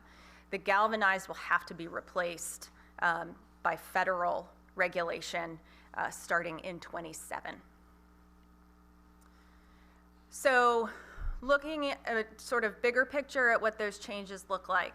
So in that first row, you can see the current plan. This is the plan as it was presented to you last year and what those dollar figures amounted to. And this is what the updated plan is. Reductions every year except in FY28. And that is because I made some changes in timing. So constructing the bypass force main. So this would extend our sewer line up 17 from where it branches at Main Street up to pump station 19, so Food Lion area. I moved this into FY27 and 28. And that's because once pump station 11 is done and connected into the HRSD main on Route 14, that takes a significant load off of pump station 13. And in talking with staff, we feel that we can upgrade the pumps in pump station 13, and that will buy us another 4 or 5 years. So that will give us time then to construct that force main, as well as make improvements to pump stations 19, 12, and 22 to get them all connected into the new force main. And then again, this also reschedules the water line improvements and also reprices them. I was finding that the estimates were all over the place. Working with our engineering staff and getting accurate numbers for projects that have been bid recently, we've developed a template so that we can actually get a better estimate on linear footage, all of the valves and fittings, and all of the things that are going to go into a project and have a better cost estimate. The plan also increases the number of water line improvements from 19 to 23. And then the water treatment plant expansion, that doubling of the water treatment plant, was pushed out even further, which is why you see some of those bigger reductions in later years. What is not included in this plan as of yet is the Main Street water line replacement. I mentioned this to you all in a weekly update because we have had 4 line breaks on Main Street since I have been here, and probably 7 in the last 5 years. That project will likely cost $4 million. Mr. Chair, Katie, if you don't mind. I just want to make sure that I heard correct on the bypass force main being moved into 27 and 28. That's just design? Design would be 27, construction in 28. Okay. So one of the things that I mentioned to the board about feedback was on earmarks and turning in requests. And we can turn in requests both to the Senate side and the House side to Congressman Whitman's office. And I spoke with Katie earlier today, and I mean, it's a long shot, but one of the things that other places have been getting some assistance with utilities. And so this was one of the ones that she mentioned, you know, maybe that would be a good one to ask for. We would still go with the design. You're not counting on it coming in, but we ask. So keep that in mind when you provide feedback to me about the earmarks for the historic buildings, is to maybe have 2 different requests that go in. Okay. So looking into some items to consider for FY27. So when I brought all of this to you last year, looking at rate increases, looking at a 10-year plan, looking at just the budget in general, I brought to you a multi-year plan for rate increases based on the fact that usage rates had not been increased in over 10 years. So last year was the first step. FY26, 14% rate increase was implemented effective May 1st. FY27, of course, is where we're looking at now, and it was proposed 13%, and then you can see 28, 29, and 30. This assumed a natural growth in the water and sewer system, meaning our customer base, of 1% to 2%. This assumed a growth in expenditures of 5% each year, and it assumed a growth of application and development fees of 10%. In looking ahead to FY27 and the initial budget development, a 13% increase likely will not be enough. What I have shown you here is what the rate increases currently are, what that original 13% increase would look like for all of the different tiers, and what an adjusted increase of 14%. 14% will likely allow us to break even, maybe put a little away.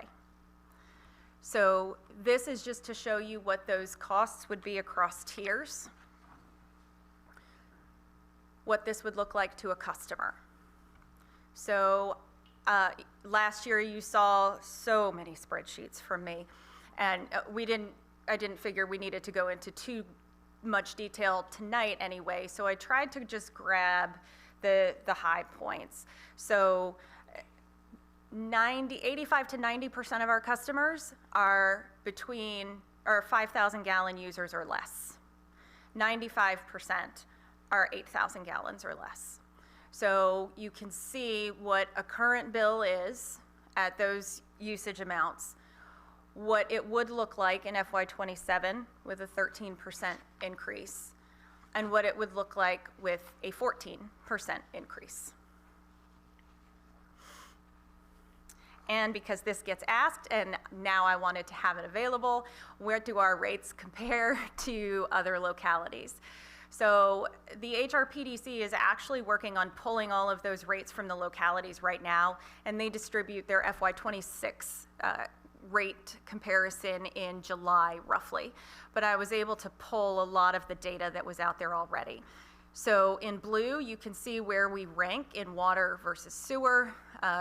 Gloucester does have a higher cost of water, but a lower cost of sewer. And then you can see where we would rank should we go to a 13% versus a 14% increase.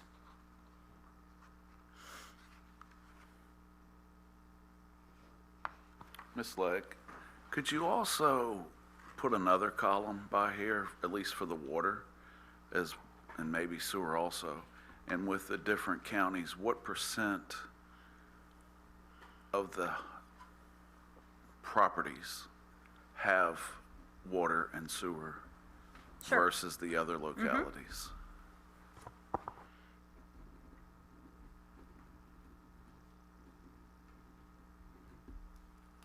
Certainly.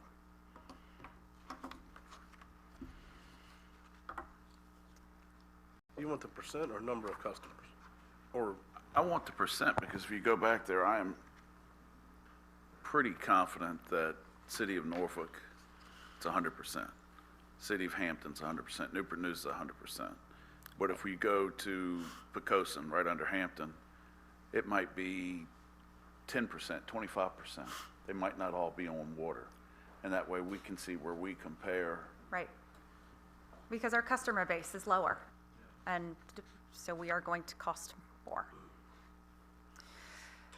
So one thing that I know that we have talked about a time or two, and also internally, Ms. Calloway and I have been discussing on and off for over a year, is a policy. And the Utilities Fund does not have an existing reserve policy.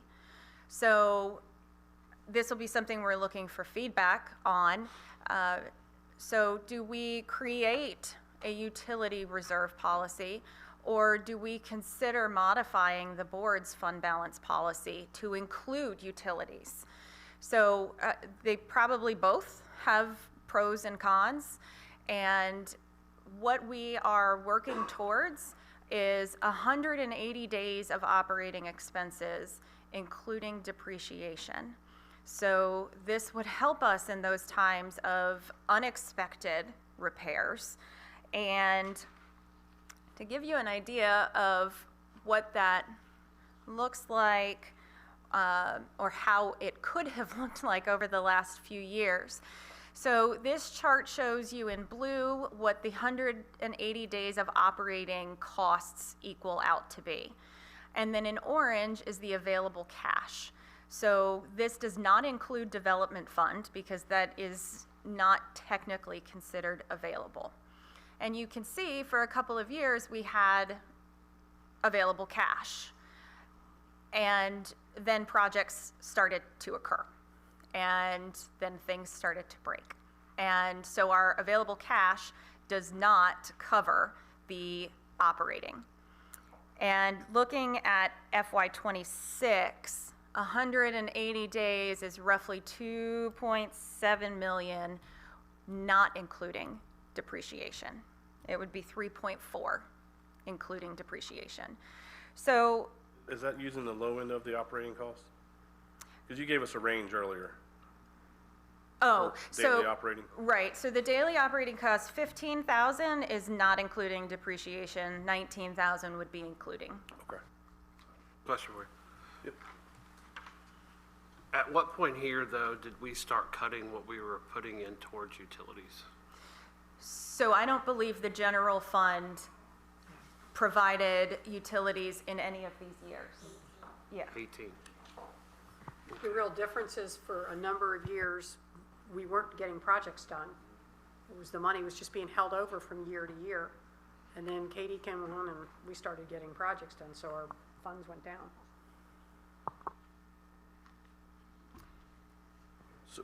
So the number with depreciation, Katie? You gave us the number without? 3.4. 3.4? That's okay.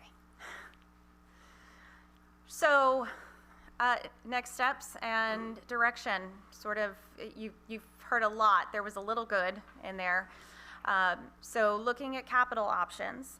So do you want us to look at what the FY '27 budget will look like, including Main Street replacement? How would you like us to proceed with Forest Hill? Any feedback on the rate increase, as in stick with 13% and make it happen? You know. I don't think that's an option, Okay. because I don't want to be 4 months into our next fiscal year and you go, hey, by the way, we just had a catastrophic failure and we are going to spend, it's going to cost us more than $2 million of the money that we have total to fix, because that's a possibility at any given day. So I think we're going to have to look at a higher rate increase. My problem is with the higher rate increase, the entire county benefits from the county having this. And I don't think the entire burden should fall on the ratepayers or the end users. I mean, they got an increase last year and a tax increase, property tax increase. I think this board's gonna have to do a lot of work to determine how we're gonna do this, because our reserve policy or our reserves are woefully inadequate. And I think there's a lot of work to do to me, what I just heard is our capital improvement plan is the utilities department. That's what I heard tonight so far. That we need to fix this or we're going to be in worse trouble than Richmond was. That's what I'm hearing. 13% is not going to be enough, but we have to look elsewhere. Ms. Hanson. To me, it's unfair to ask for an increase without a guarantee to the payers that we have a rainy day fund. You know, we keep asking for more and asking for more. Seems to me we need to have a better reserve policy. That probably should have been already in place. So if we're going to go to the people and say we want a rate increase, then we need to be, as a board, to agree to some kind of reserve rainy day fund for these projects. Otherwise, we're going to be 100% increase. But to me, it's our due diligence to make sure that we balance those two. Mr. Nicosia. Mr. Chair. You know, got a couple of things. I sit here and very quietly listen to my fellow board members, and they get a lot of my own questions answered. That's why I don't talk a whole lot. However, my students asked me this week or last week, they said, this has nothing to do with our curriculum, but we want to know something. I said, okay. They said, what keeps you up at night as an elected official? Okay. Thought that was a pretty solid question from 15, 16-year-olds. What keeps you up at night? without hesitation, I said, public utilities. And I said, here's the reason why. I heard about borrowing and more bonds and more this and more that. And I'm not picking on nobody. But ever since I've been on this board, we've been robbing Peter to pay Paul. And as soon as Ms. Legg and her staff feel like they get their feet under them, they get their feet knocked out from under them with a water line break next to my house, or a water line break at the hotel, or she gets a text message or email from me that says, hey, I just got a call from the hotel. There's a hydrant leaking in their parking lot, which she got right back to me and said, I'll take care of it. And as far as I know, it was leaking because that's what they told me. They went outside and looked. Anyhow, we have to do something because we have to figure out, I agree with Mr. Chriscoe, we have to come up with some way because these issues that her and her staff are facing, they're not going anywhere, and they're not improving any. And the more the more they have, the more they're going to have. She already told us she doesn't have enough staff. So guess what happens? She has a catastrophic event. She has to call a contractor. If she had the staff, it wouldn't cost her or us or the taxpayers as much. We have to invest in public utilities in some kind of way so that when things happen, they have at least a plan B, maybe not the perfect plan B, but a plan B. On that same note, I agree that everybody in Gloucester County, if you eat in a restaurant, if you go to Walmart, they may run me out of the Ware district, but they'll just have to run me out. Everybody uses public utilities. So we got to find some fairness in that, because I don't think the small group of people who use water and sewer should have to saddle the whole cost. Just my thoughts. What does that 14% rate increase equate to dollar-wise? I'm picturing the spreadsheet in my head. That you showed us last year that we already asked you for, and you answered that last year, but that's been a year ago. Yeah, You can let us know. last year, 14% was 39,000 per percent. So I want to say it's probably 41,000 per percent. Who did what? Nice job. She said 574. Thank you. Yes. I just want to ask a couple of specific questions. Sure. And looking at the Main Street water line replacement and the Forest Hill project, and kind of thinking priority-wise that you're asking the board for direction on. If you break the Forest Hill project up into 3 components and only do one component, or do 2 out of the 3, what do you gain as far as the loop? I mean, is it even worth just doing 1/3 of it? Yes. So, and that's because where the water line runs on that section of 17 is on the opposite side of the road. So it crosses over just north of Danny's Glass. So it runs on both sides there and then crosses over and only runs on the southbound side. So that when they do have to make repairs, so for example, when we had to do the line repair in front of Aldi's, that entire section all the way down to Beehive Drive is shut off. So the first phase of that, the most important one, would be installing the line connecting to that line that's just north of Danny's, coming down 17 northbound and going down Forest Hill Avenue. That would then connect in to what is there at the corner of Express and Forest Hill. So the second phase of that would be to do a loop behind the hotel, giving the hotels themselves redundancy. And then a third phase would be, there's a section of Express Drive that has a water line, but not the entire thing. So it would be doing the entire thing. It would loop all the way back up then to Beehive Drive 17 intersection. And now we've created a loop for that entire shopping center. Okay, and thank you, that's very helpful. And then the Main Street, can you remind me of what the price is to do the whole? Roughly 4 million, and that was just using our pricing template. We have, I think we start at 6 inches on this end where it connects off 17. It goes to an 8-inch water line around the bend, and then it goes to 12 inches. A lot of really old cast iron, and it is fallen apart.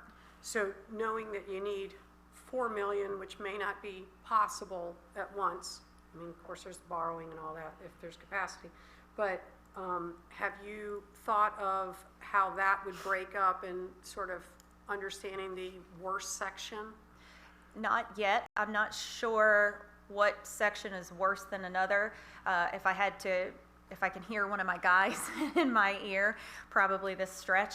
That's what I was thinking. Here it seems to be, really problematic. Yeah, and I think it's because of the volume of users that we have at this end of Main Street versus the other end. So that would be my guess. I haven't looked into it much more than that. So just to kind of recap on the needs and things, what she's proposed with the 14% possible that y'all seem to be thinking there, somehow, some way there needs to be additional money. That does not include touching the Main Street water line, correct? So that's not even on that list. Sure. So priority-wise, if that's something that you want to see added or maybe split between. Yeah, my concern, so when we passed a rate increase last year, we sort of had this unwritten plan of 14 and 13, then having the knowledge that 41K per percent, then at the end of the day, it's still a rate increase on both of them, but it's key to have that per percent because we can make that transfer in the budget to cover that other percentage, because when we did this, we sort of laid out this plan. And I think it'll behoove this group to look at standing with the plan and then finding another avenue to fund the increase that we have noted. And it's probably going to be closer to, 3% more to make it fungible. Because I don't, at the end of the day, I can hear the old guys from the back in the day, flushing my money down someone else's toilet. If we can't do that, then we're in a whole lot worse shape than we are if we continue down the path that we're on. Mr. Chair, I've heard 3 board members that seem to be in agreement that there needs to be outside sourcing. And as we get ready to prepare for the March presentation of the budget, I think if there is a majority that believe that, so if it's just one more person says, I'm with that group, then that's something we need to build into that budget. Right.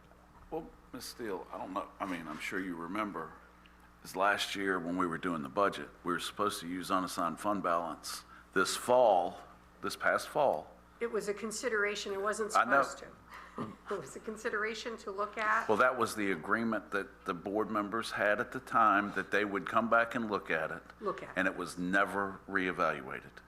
So, we're sitting there going to spend unassigned fund balance on other things. I think we need to look at how we need to get this straight and make it feasible for everybody. And I don't disagree, and one of the reasons why that wasn't brought up earlier is we explained that we needed to wait until tonight, but you're going to get the mid-year. The windfall was not there. The amount of money that we have in the fund balance that, that you're going to see and what we're looking at on our other capital needs, I think everybody's going to agree, utilities is necessity, is a priority, it's life safety. So, I get that over any other kinds of projects, but at the same time, the same neglect or the same issue that we have on the financial end is on both sides. So if there had been an indication at the first quarter, hey, we got a lot of money left, like we thought we were going, let's come back and see if the board wants to appropriate, because we talked about, you know, what, on a $500,000. I think at this point, so the question is whether it becomes a tax increase to everyone, or because there's not going to probably be enough money to transfer that responsibility over to the whole public paying for it, whatever portion, because we are behind in other aspects of our budget. So, and I don't mean a tax increase, and we're going to get into assessment, I don't want to jump too far ahead, but just to say more than our current budget. If we kept our current general fund budget the same next year, we're not going to make it, because we have more expenses, inflation, all those things. So, and we're not having the growth in other areas to make up for that. I don't want to sit here next February and not have money moved from somewhere to help this. I understand, and that's why I'm just wanting to hear, and it's just, you know, the nod of heads. I know you are, and I just want to make sure there's a fourth vote that says yes. And if there was somebody that was saying, you know, if you had, because I think Mr.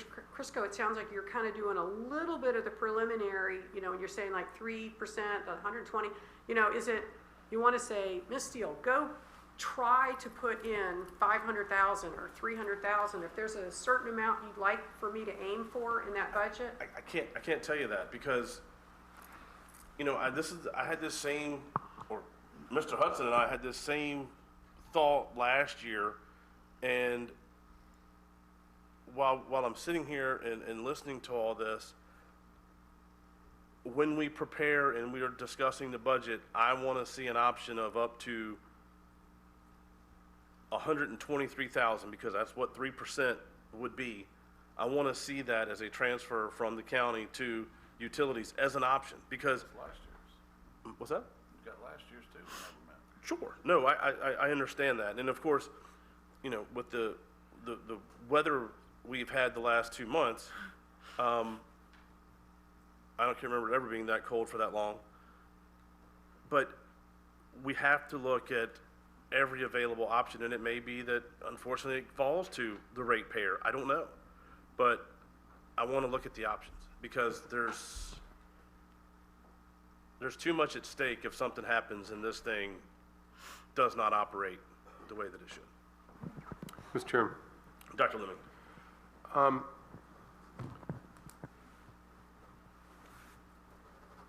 So first of all, let me just make my position on 14% clear. I think you have to do at least 14%. That's my 2 cents. I think the redundancy of the Forest Hill Loop is imperative, and I think the Main Street is imperative, and I mean, we're just going to have to do those. If there's a way to break Main Street up, that'd be better, but it's got to be done. Reserve policy. So your target at the moment for a reserve is 3.4, give or take. So is there a way to, hypothetically, is there a way to accomplish that through a 1% dedicated public utilities reserve fund for 5 or 6 years to accomplish that? I think there definitely is a way to do that. I think would Do be you want to look understand at. the question? Yes, I did. And the total sum needed, though, the one thing that I would figure into that equation and is whether to include the development money that's sitting there I or understand. not. Because in other words, if you take 3.4 and you knock it down. I understand that, but I'm just asking a hypothetical. I mean, I've seen circumstances where localities have created an assessment, a global assessment across the tax base, and it is a specific assessment for a specific purpose, for a specific time frame. And essentially, it's a lockbox. You know, you're going to take X amount of money. Now, some localities will do it on here's the assessed amount, or they'll do it on a percentage and add it to that VORM. But I'm just asking if you... I think there's a way to get there. The one thing that we don't want to do is create something that we tried before and it was easy to get robbed and it was very difficult to manage. And that's saying, well, we're going to take a penny off or 10 cents off of this or that.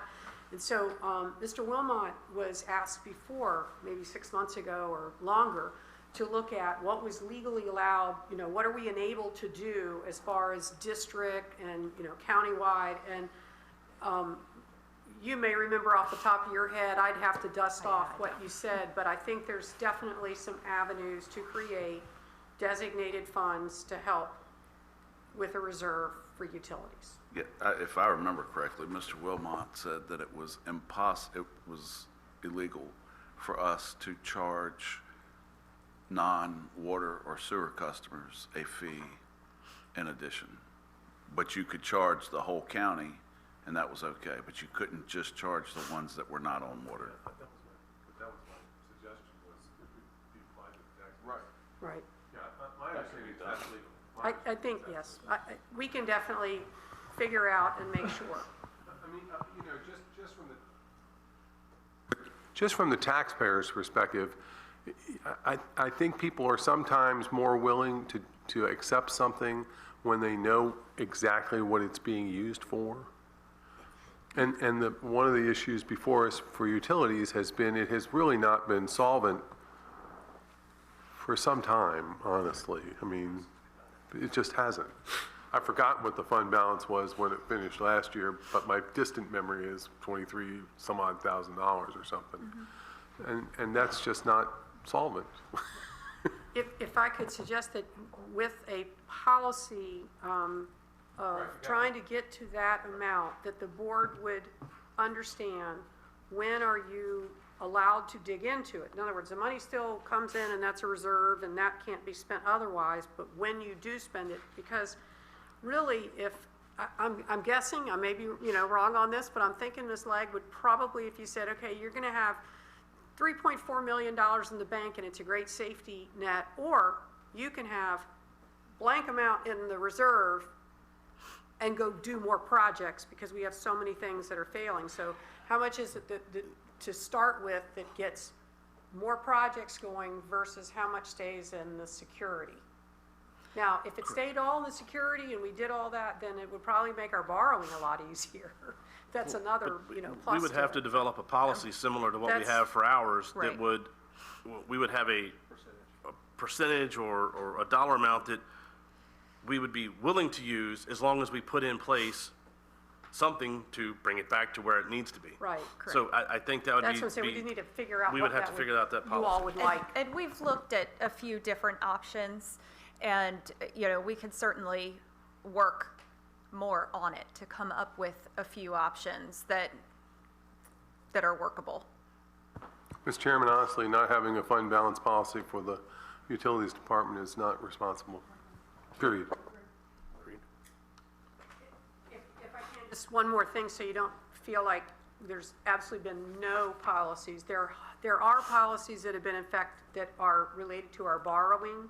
And so I just don't want the general public to think that we haven't had any backup or any, because there have been times when people have requested to use the development money years ago and we were not allowed to. Correct. Because that would not, we had to keep money in the bank. So we have been keeping money in the bank, not nearly enough. And I think everybody on staff is very pleased and supportive to see us go this direction. And I know personally, I mean, just following tonight's presentation was excellent. So thank you very much for that. Yes. And I too, and I said it 1,000 times over the last 6 months, like, we keep kicking this can down the road and it just keeps costing more money. And I think that's something we need to take into consideration. Main Street's $4 million now, $6 million in 2 years, $8 million later, so. And that's my fear is, we do this section and we've got good flow and then we have a geyser down here somewhere else further south, so. Right. Well, and even if we did need to phase it, we would do it in we would only go probably up to 12 inches anyway, so we would take this first section and tie it into where it's 12 inches so you don't run into that issue. But still, we are dealing with really old material. Very good.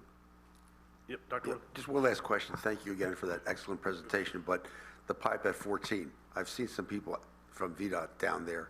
What's happening with that pipe that sits exposed? They're working on it. Is that ever So, going to get fixed? I hope so, yes. So we have been in communication with VDOT, and they have offered their assistance potentially in material and/or getting that work done. Because of course, connecting Pump Station 11 right now is taking some time. Eventually, that force main is going to be abandoned because we'll have a totally different line. But yes, they are working on it. Hopefully sooner rather than later.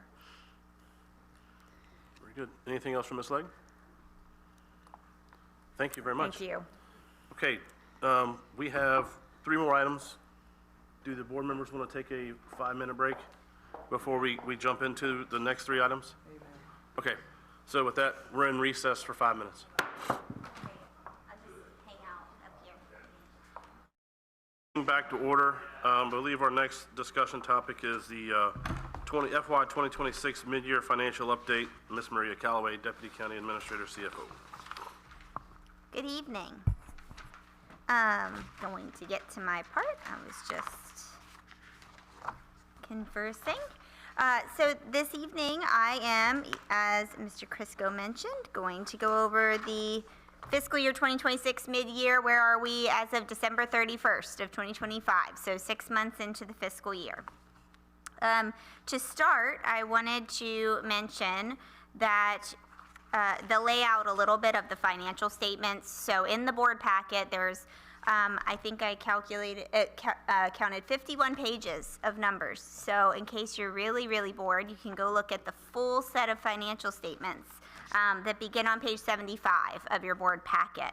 However, I've condensed that information and summarized what I could in more graphical format in this presentation that you'll see, which begins on page 126 of your board packet.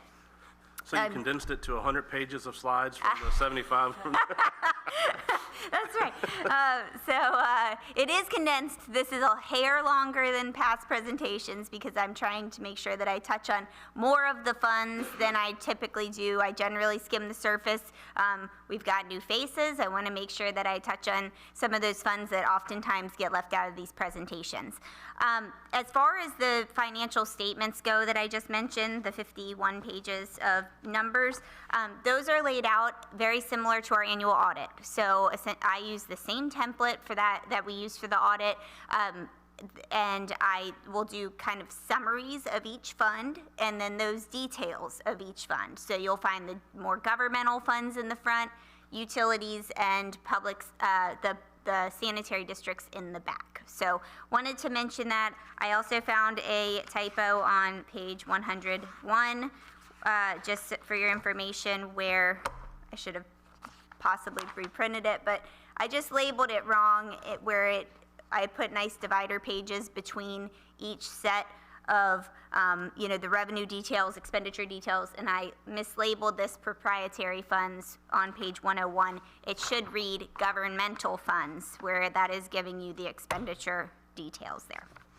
All right, so moving into the presentation, going to start here with, and a disclaimer as always that this is unaudited. We're obviously not in the middle of an audit. This is my estimates, and these are just going to be, I'm not even doing projections because we're too early. So where we are right now. I wanted to start with an overview of the county funds. So we have 11 different main funds, as I would call it, and each of these funds has an individual budget and is accounted for separately. So you'll notice that there are no school funds here. The schools are reported and accounted for by the school CFO, reported to the school board separately, and then wrapped into our financials at the end of the fiscal year. May I answer a question? Okay. Starting with general fund revenue. So general fund is our main operating fund. That red line is denoting 50% through the year, where we are as of December 31st. And you can see those revenues that maybe have exceeded that point or are falling short of that point. And I'll get to that in just a moment. But first, for perspective, we've talked about what are our general fund revenue sources. In that pie, you can see a majority, so 95% of our revenue comes from property taxes, state revenue, and other local taxes. So that perspective is helpful when you see things like that miscellaneous, where you're like, oh my gosh, we've already collected 100% almost of miscellaneous revenue. Well, I think that budget was like $70,000. So that's not as helpful as over collecting receiving a lot more property taxes, which is much more substantial.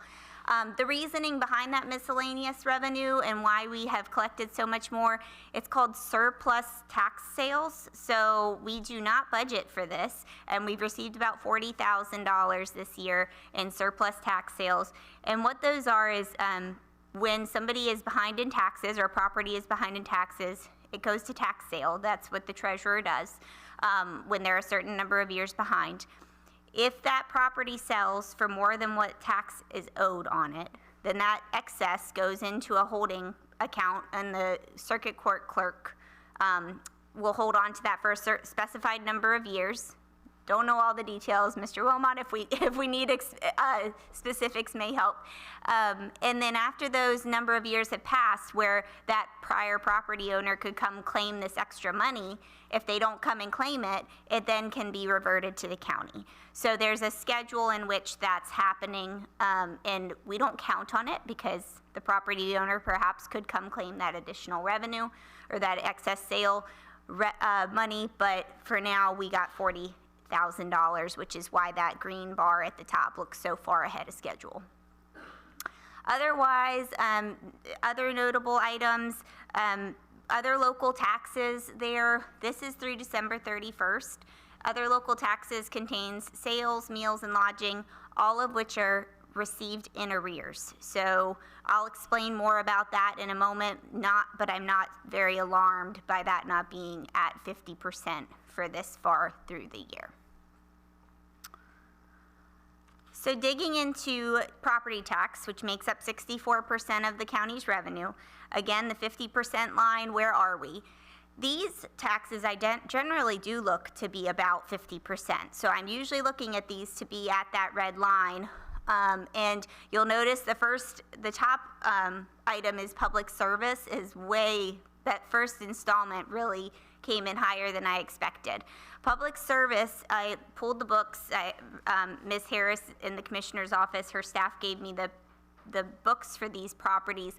These are assessed by the State Corporation Commission, and the county doesn't assess them. So we have very little, we have no say in what they come in at, and also very little predictability in what they're going to be. And for many years, they were declining. So they were going down, down, down in value. And then I did research. We had one of the solar farms added to the 2025 book, which I believe accounts for this large increase in revenue for public service. So I do expect that we're going to be over budget in a good way for public service revenue in 2026.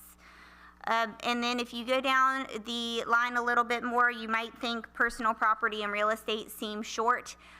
Real estate, we generally collect more in the second half of the year. That's what that red circle with the yellow boxes is. Between 48 and 49% is usually collected at this point in the year, and then we generally collect the additional 51 to 52% in the second half of the year. So real estate is coming in perfect, exactly where we would expect. Personal property is a little short, so we'll have to see how that plays out. Again, that does generally come in larger in the second half, but that is a little shorter than I would expect.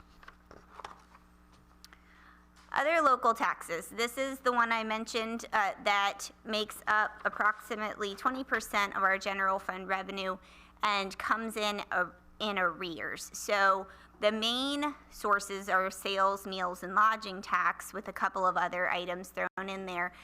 Sales tax, we get those deposits 2 months behind. So I'm waiting right now for the 20th of February to see where our December sales tax came in, because sales tax is lagging just a little bit, as is meals and lodging. And I'll mention during the 26 budget, we were fairly aggressive in budgeting these revenues. And that's not something we always like to do, but we talked during the retreat that these are consumer driven. we've just seen these go up, up, up, and we kept trying to predict when they were going to start to slow. And they've definitely slowed. So we're coming in maybe a little under where we would hope to be, but very cyclical, which will guide me right into our next slide. And I said cyclical, I meant seasonal. So these are the monthly deposits. We track these every single month. We have a whole several years back, but I chose just for visual to only put 24 and 25 on here, as well as year-to-date 2026. So this is each month that we get a deposit for sales, lodging, and meals tax. And the red line denotes where we are year-to-date in 2026. As you can see, that red line, the sales tax is kind of, it's not really getting any big spikes, but it's not dipping too low, whereas lodging and meals, we really saw a drop. And that, I don't know quite what that was due to, but something we discussed also at the retreat was the government shutdown. And what does that impact on a local level? So what I did is took that little yellow color, the shaded box on each, is that those two deposits, the October and November deposits. I think this comes up inconclusive, other than maybe saying that sales tax is slightly more stable, because in times of tight spending, you still have to buy certain things, certain consumables, versus lodging really took a tank in those months. As meals, you can see that December, or I think this goes through December, is outside of the box. That really went down almost to 2024 levels. However, you can see that these are seasonal. So towards that end of the right side of these charts, those really tend to increase in the spring and summer months. I'm really not looking forward to what we're going to see in these next two deposits, as the weather really impacts these taxes as well. And the spending that people do, we tend to see is worse when the weather is bad. So a bright spot in our financials is our interest earnings. This is one that we have been predicting. We've known that this interest rates are coming down. They were very high in past years, and so we conservatively budgeted interest earnings. But that red line shows that we actually are tracking pretty close to where we were last year, which was really high. So in 2026, in that little chart on the far right, we budgeted $821,000 or $822 for interest earnings. We're already 66% of the way there. So my revised interest revenue estimate is just over $1 million for 2026, which is about $180,000 more. The reason I'm highlighting this is because in my next agenda item, I'm going to ask you to appropriate some of this for another purpose, which is social services. So I'll explain that in the next agenda item, but I wanted to show where some of this revenue, we do have some places where we're seeing excess revenue. General fund expenditures, again, 50%, tried to keep that very consistent. No surprises in this. We're about 50% spent, which is, I like no surprises when it comes to budgeted spending. These functions, I do want to mention, they're not always clear what departments are part of these individual functions, and these titles are set by the Auditor of Public Accounts. So that's why you see Health and Welfare and Parks, Rec, and Cultural. Well, that's not all Parks and Rec. That's includes the library, that includes other departments. And so in the detailed financials, beginning on page 101 of your board packet, if you really wanted to dig in and understand what is a part of each of these functions, you could see it there.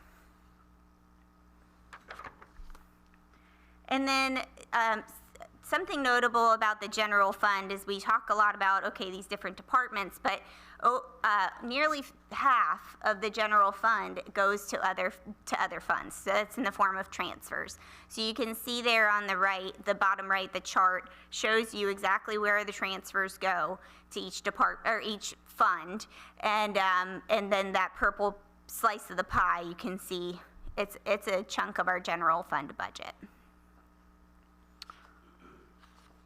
Fund balance, this is actually the same slide as was in the CIP.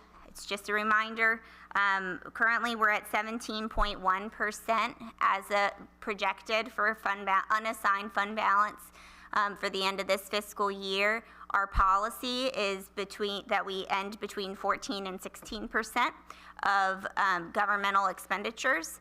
And so you can see that this maintains policy, as does the proposed use of fund balance. So I said policy. Speaking of policy, 14 to 16%, why does that matter? If you look at this chart, the red line is our 14%, so that's our lower limit. The black line is the upper limit, the 16%. And I want to clarify, because I also included unassigned fund balance in blue and cash in green. And the cash and unassigned fund balance are not the same thing, and it does get very confusing, and I understand that. Unassigned fund balance is an accounting or budgeting concept. It's not meant to be exactly your cash balance. However, they do track, which you can see here, and I really liked this chart. Our revenue for the county comes in two major groups, and that's tied to those tax due dates, so June and December. So imagine you get your paycheck only twice a year, and you've got to maintain a cash balance to be able to pay all of your monthly expenses on a month-to-month basis. So you can see we dip in our cash in October, right before our tax billings happen, down to about close to $10,000 in cash. And so, but we never get to a place where we're having to juggle what vendors are we going to be able to pay, where our cash balance is sustained appropriately. Did I 10 million. I'm sorry. 10 million. Sorry. I don't want to chop off any zeros. They are right on the slide though. Apologies. 10 million. Yeah, if we get down to 10,000, we're having some problems. So, so you can see that we don't maintain that 14 to 16% every single month. It's at the end of the fiscal year overall. That's the plan. But if we were to dip below that 14% and say we're going to use $10 million of our fund balance because it's sitting there, we're going to run into a problem when we get into those lower cash months to maintain our cash flow. And I did look, we're on average about $7 million a month.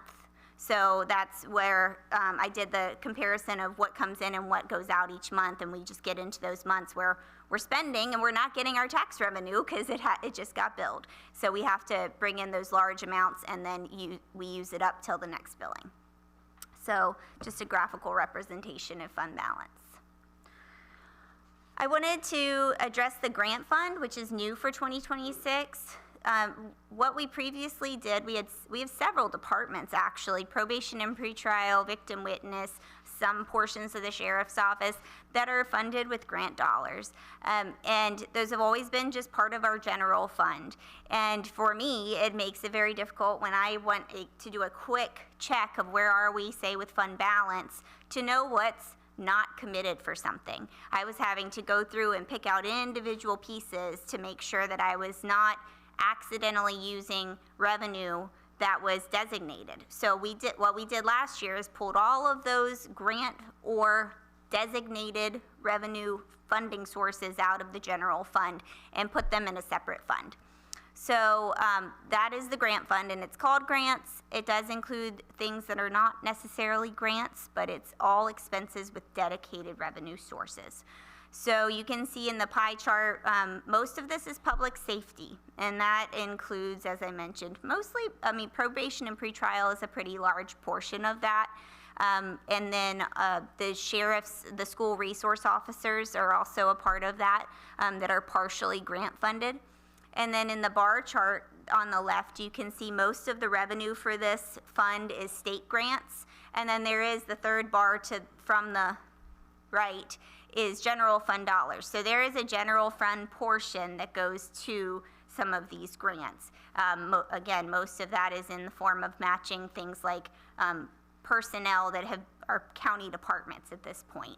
And so we're leveraging those general fund dollars. this is a quick breakdown, big high-level overview of capital projects. So for 2026, the three main funded projects or priorities were the fire station, and then school projects and county projects make up the other 50% or 49%. So on the right shows how we are funding the 2026 capital plan. Most is debt financing, which is consistent with the fire station, which we're familiar with. And then there's a portion that's grants and other income, capital, and committed funds, which would be things like the historic or improvements that are happening here as a committed fund. And then the remainder is made up of county funds, which are generally unassigned fund balance. The school construction fund I haven't touched on at all because that's been reported at the school level.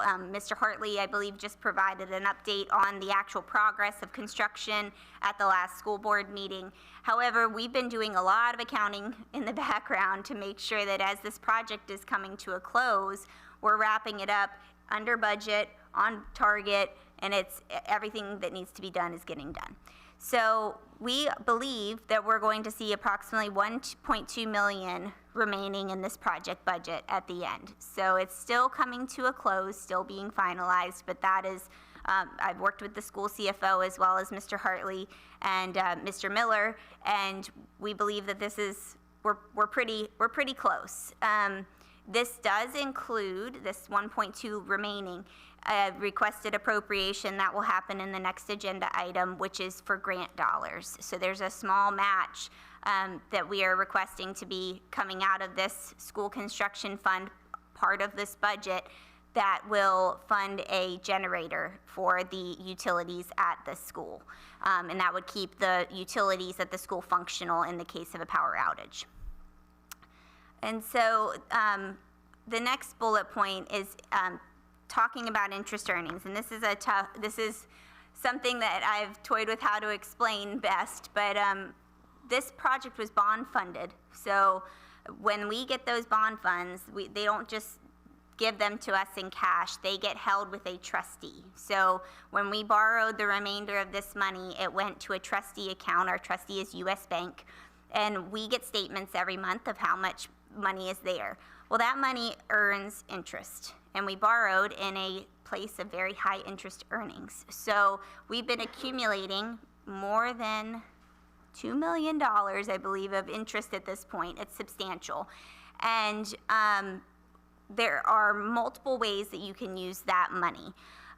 One of them is you can reimburse yourself. If you don't have additional project costs, you can reimburse yourself for a portion of the interest that you have paid on those payments. So this is something that's kind of new to me. I've worked with bond counsel on this, and so we've calculated that we could return approximately $3 million to the school sales tax fund out of these unspent proceeds. So that is something that we'll be looking to potentially use in the CIP or come up with some other ideas that will be forthcoming in the budget presentations. One note on that, interest earnings, if you don't spend your bond proceeds at very specific dates, you end up having to pay a payment to the IRS. It's called arbitrage. It's not a bad thing, and you're not paying county dollars for arbitrage. We're not going to pay tax dollars, but we are going to have to retain a portion of our interest earnings to send back to the IRS. So it's just we don't get to keep 100% of it. So that's something that will be in the next 2 to 3 years that I'll be monitoring. All right. The opioid abatement fund also is one that's new in my presentation. So for 2026, you can see the pie chart of the various initiatives. Ms. Biggers and I are taking over, jointly working together on this initiative, and we've started by meeting with we have MOUs for each of those pieces of pie. We have an MOU, and we've been reaching out and meeting individually to understand the outcomes, how well these projects are going, and really understand how we can use this money moving forward, and how is it being best spent. So which of these programs are functioning the best and getting the best return for the dollar as far as achieving the goals of the opioid abatement fund. So wanted to at least touch on that there. The debt service fund is a fund that is dedicated solely to making debt payments. It's not really that fun and glamorous, but what happens is you just pay all of your payments out of here. So you can see those items in the bar chart. Those are the debt payments that we are still making, the projects that we're still paying on. And the total debt service fund in 2026 is $9.2 million. And that is funded by both general fund dollars, and the majority now is school sales tax dollars. So this fund gets transfers from both the general fund and school sales tax, and also a very small amount of interest rebates to fund those debt payments on an annual basis. So speaking of school sales tax, some quick facts on the school sales tax fund, and this is wrapping up my presentation. Collections on this fund began in July of 2021, and this sunsets in 2041. And what this does is funds debt service on eligible school projects. We could also fund something in cash that has not leveraged the dollars in the best way recently, but the most notable project we've been using this funding for is the high school renovation. To date, we've earned a total of $25.9 million in tax revenue, almost $2 million in interest earnings, and then at the end of this 20-year period, based on all current obligations, we're expected to have $7.4 million remaining at the end of the 20-year period. This does not incorporate that $3 million I mentioned earlier, which we would like to return to the school sales tax fund, so that would only make this better. This just is simply a trend of showing the past years. We're trending higher than last year by just a bit, but I believe we're going to make it right on target this year. And past years, the green bars show the budgeted amounts and the blue bars show those actuals. We did miss the budget on the sales tax itself in the last year. You can see that green bar in 25. And so we did reduce that budget, just trying to realign with what's actually happening in reality. And I believe we're going to be right on target based on current collections. And also notable that interest on the bottom right, we had not previously been budgeting for interest, and interest has been consistently exceeding expectations. So this funding is earning interest as well. And that concludes my presentation. What's happening next would be the recommended budget is going to be presented on March 9th. Third quarter financial update will happen in May, just after the adoption, hopefully, of the 2027 budget in April. And then we'll move into year-end close in the July to September timeframe. Questions? Questions, comments? Mr. Chairman. Dr. Leming. I may not be connecting the dots, but I have a question about the school sales tax fund. Okay. If I heard you correctly, you're sort of saying that maybe the ending fund balance is going to be about 18 million. 15.5 plus 3, give or take. 15.5 plus 3. That's the end of December. Right. Should be 7.4 plus 3. Where's the 15.5? What page is that? I'm on page 85 in the detail. Okay. I'm on page 85 in the detail, Maria, I'm sorry. One of us read that. I'm sure more than one of us read it. Okay, so the 15.5 is the ending of June 30th of 2025. Correct. Yes. And you're talking about returning an additional $3 million into this fund, give roughly. So the 15.5 is not 2025, I'm sorry. The ending fund balance at the end is 16.1. That was the ending.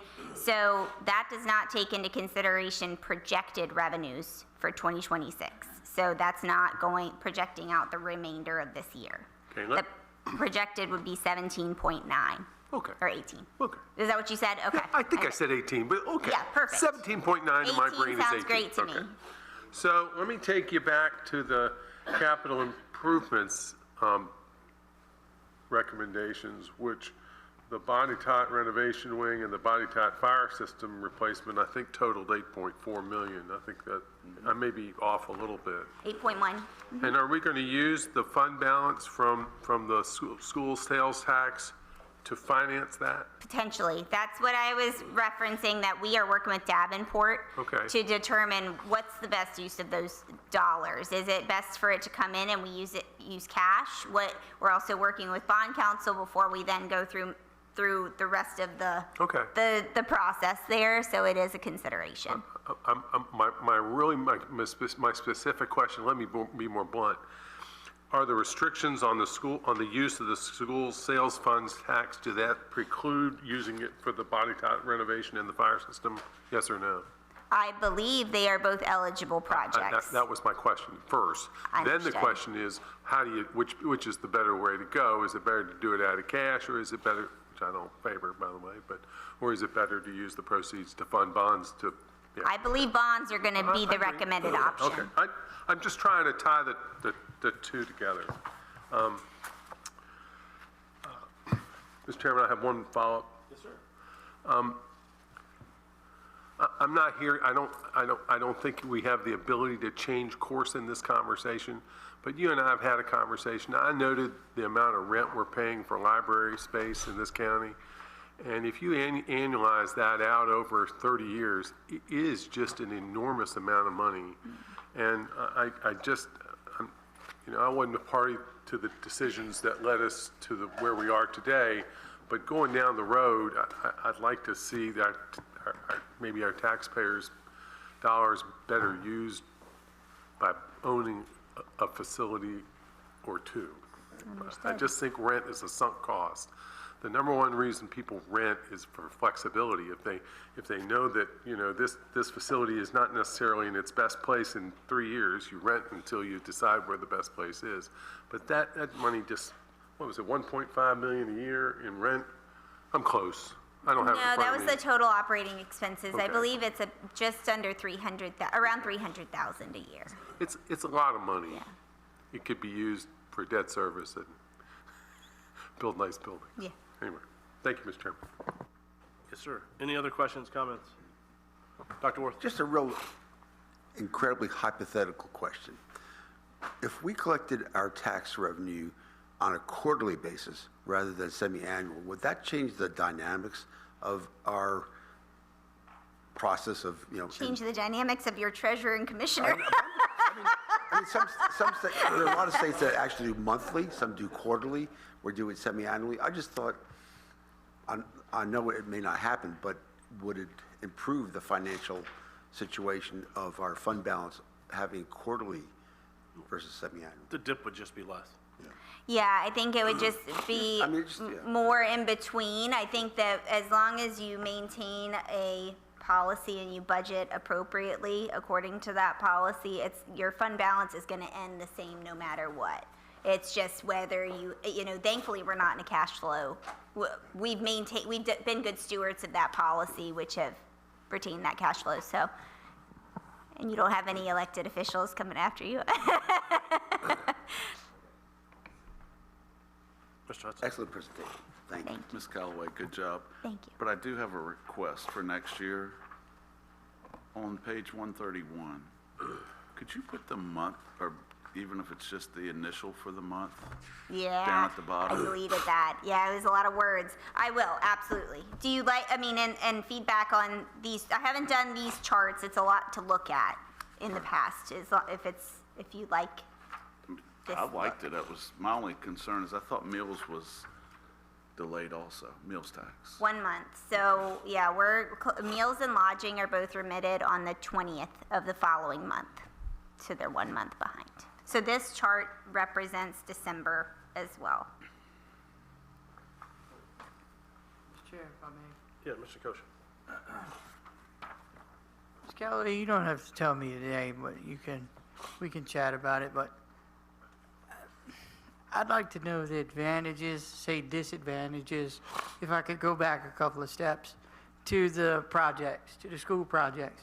What are the advantages or disadvantages to, you got the money, and the projects qualify, to pay for the projects? What are the advantages or disadvantages to A, paying for the projects out of the money that you have, or B, bond financing or debt financing, whichever the case may be? That is not an answer I want today.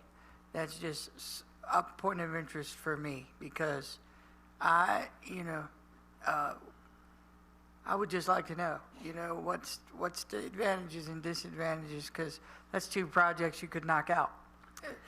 Well, go ahead. The only problem I see is based on the slide we have up in front of us, that 7.4 million is estimated to be remaining at the end of 20 years. So really, it's not going to be available for 20 years that we have that amount. So do we want to put off some of the repairs and maintenance renovations for 20 years?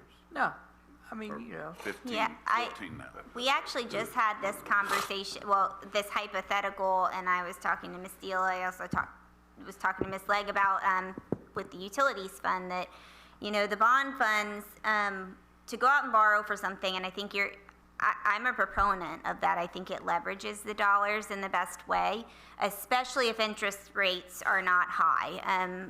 But in my mind, if I used this analogy earlier, if my roof was caving in or I had a problem, I wouldn't say, I'm going to save $500 for the next 20 years so I can replace my roof. You go find a way to fund what you need to fund. So it depends on the necessity of something, I think.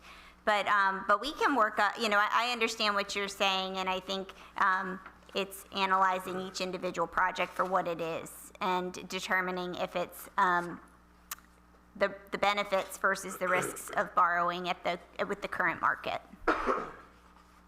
Yeah, and I think it's going to be important to follow the annual changes in our sales tax fund, because these are estimated. We don't know. Yes. With the county growing a little bit and other projects that may bring in more people, we may see, a bit more than the 7.4 million. But again, that's all hypothetical, but following that trajectory, from now, 2021 through 2041 would be very valuable, and having that information for subsequent boards. And I track that very closely, and that 7.4 is after the HVAC borrowing that was just done, the most recent. But we have kept that analysis, which is actually being rerun right now. Davenport's working on that. We've kept the revenue estimates very conservative because of that. Because I know the board, when we did this, had a lot of questions concerning the annual contribution and whether we would ever make 5 million, and we obviously have exceeded that, but we don't know if that will continue in that trajectory or not, go up or go down. But having that on an annual basis for this board and subsequent boards, I think would be very valuable. Yes, understood. I was just going to add to that, I cannot stand paying interest if we can pay cash. But the risk that, because we don't have reserves, is really where we are. And just like you're saying, we don't know what the sales are going to be. So in my mind, I'm thinking, okay, we have enough money between the 7.4 that's there and the 3 million that we may be returning to it to do the body top project. Yay, we've got the money, because I don't know how else we would do it. But it's the question, like I said, looking at it, of do we pay 3 million down and borrow the lease, or do we borrow the whole thing and put that money in there, and then we're ready for that rainy day or when sales go down?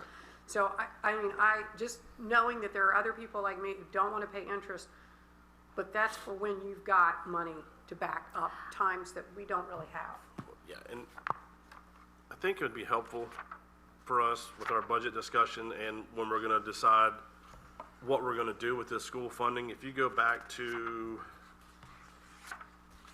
our debt service fund, I think it'd be interesting to see What falls off? 141, and I know we've seen it before, but for this discussion, while we're having body tot or anything else that we're looking at potentially using some of this money to front load, like I know what the Page Middle School dollar amount is, but the other dollar amounts in the retirement date. So because then we can maybe segregate this and go, all right, well, this is what we've been spending on school debt, this is what we've been spending on county debt, and then working out something so that if the number is 11 million that we end up at 20-year mark with, what can we do with that, and then have some of this other debt service that's retired continue to pay for that until it's done? Just a thought from me. Yeah, that's Davenport, that's where they come in, because they do build all of those retirements into the model, but it also can cause confusion, as I think it did in the past, because when they say in 3 years you can borrow this much, they're leveraging retirement of other debt. And so we can certainly put together retirement charts, et cetera, but they definitely have got the models built in the most efficient fashion to determine how we can best leverage those retirements. Yeah, with the projection for the fire department spending, we'll be using so much of that and if we keep paying the same flat amount, then we start building back up. Right, but we've also not kept paying the same amount, because At all. we took some of that last year, so. We did, you're right. And the year But before. for the projection that they're giving, they're assuming, and you'll start to see money finally grow, and that does feel good. But it's a ways away, because that's gonna be another, debt for us. So it's gonna take into a lot of that. No, I understand that, but to figure out what that, at 2021, I think we have a whole lot more or 2041, we have a whole lot more flexibility than we do at 2031. Absolutely. So we'll be gone. Well, don't worry about that. There'll be so many more taxes we won't have to worry about. Correct. Hey. Maria will. Any other questions before we move on to the request for additional funds?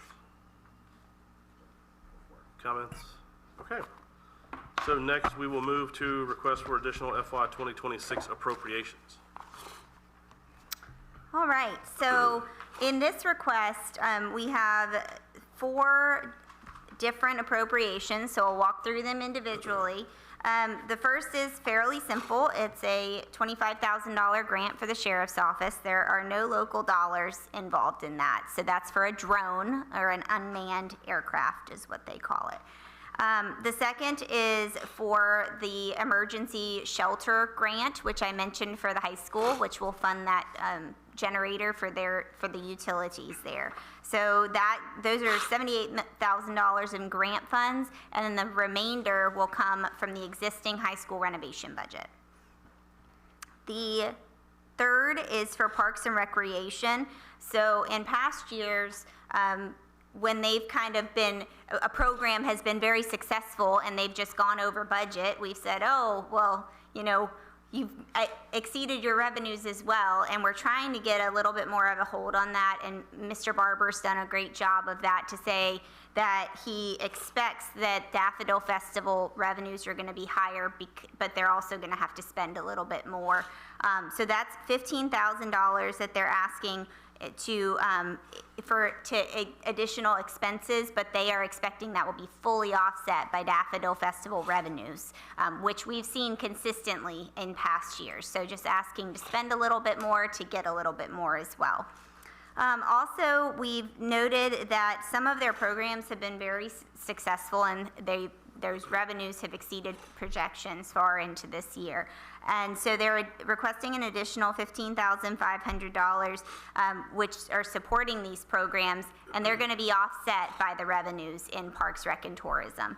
Or Parks and Recreation, I'm sorry. So that $15,000 is going to go towards some staffing, work as required staffing, as well as credit card fees, because as your programs are growing, people are paying for them, those fees are going are needing to be paid as well, so that's, now and also notable with this particular one for $15,500, we are believing that revenue is actually going to be closer to $23,000 additional. He's only asking to spend that additional $15,500.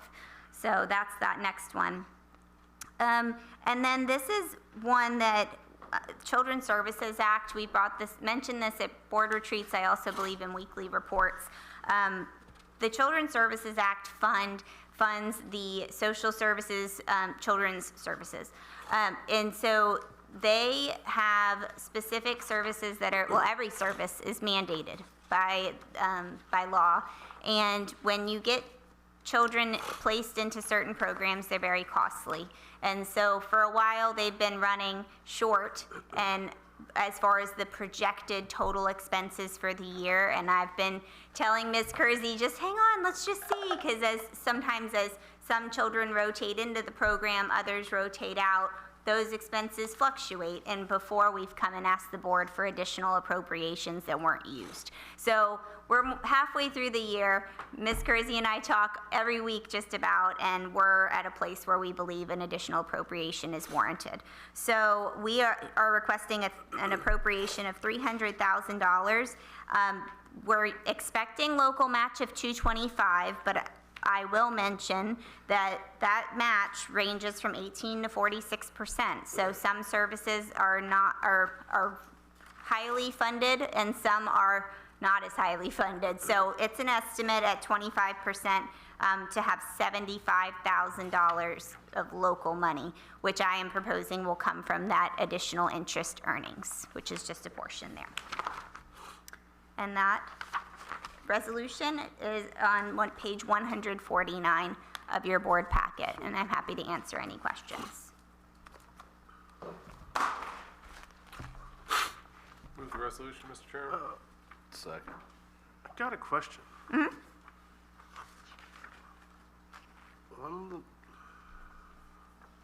Account description, I have transfer to CSA, and then it's again on the back under Children's Services Fund. So it goes out of the general fund and into the Children's Services Fund. So the... Okay, I got you. Got it? Sorry. Yep. It is confusing. It wasn't on the same page, so it's messing me up. Yeah, Okay. it's confusing. Very good. We have a motion, we have a second. Any further discussion? Ms. Steele, would you pull the board? Dr. Leming? Yes. Mr. Hutson? Yes. Mr. Chriscoe? Yes. Mr. Nicosia? Yes. Ms. Hanson? Yes. Mr. Bonniville? Yes. Dr. Orth? Yes. Motion carries. Thank you.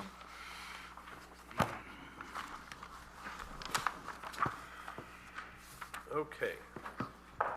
Moving on, we are now to item H, budget retreat. Ms. Steele and Ms. Callaway. So, I know at 9 o'clock y'all are ready to start a retreat. We knew this was going to be a long program. I think we're going to take you through some things that will go as far as, I guess, as everybody feels comfortable. I think we can finish up without it going too late. But the idea here is to explain, sort of two-purpose, to explain the process that we go through and make sure that everybody is up to speed on that, you know, with some new faces around. And then also looking at the board providing direction and feedback. And so we expect, you know, some interaction on policies and things that we're going to ask. So I'm going to say, take it away, Maria, and I'll interject if I need to, but I think she can get us through quickly. Thank you.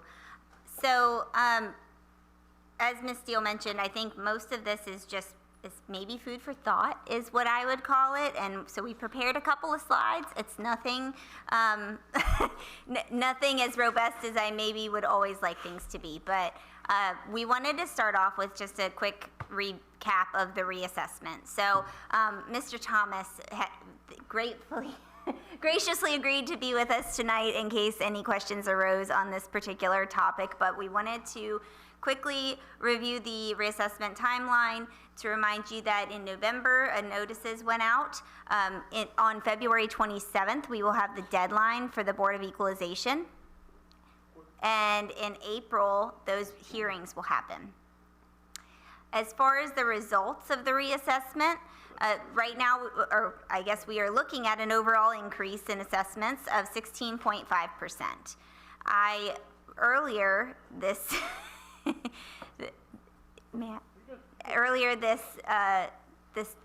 Earlier today, I provided a calculation for the equalized tax rate, which I'll show on the next slide.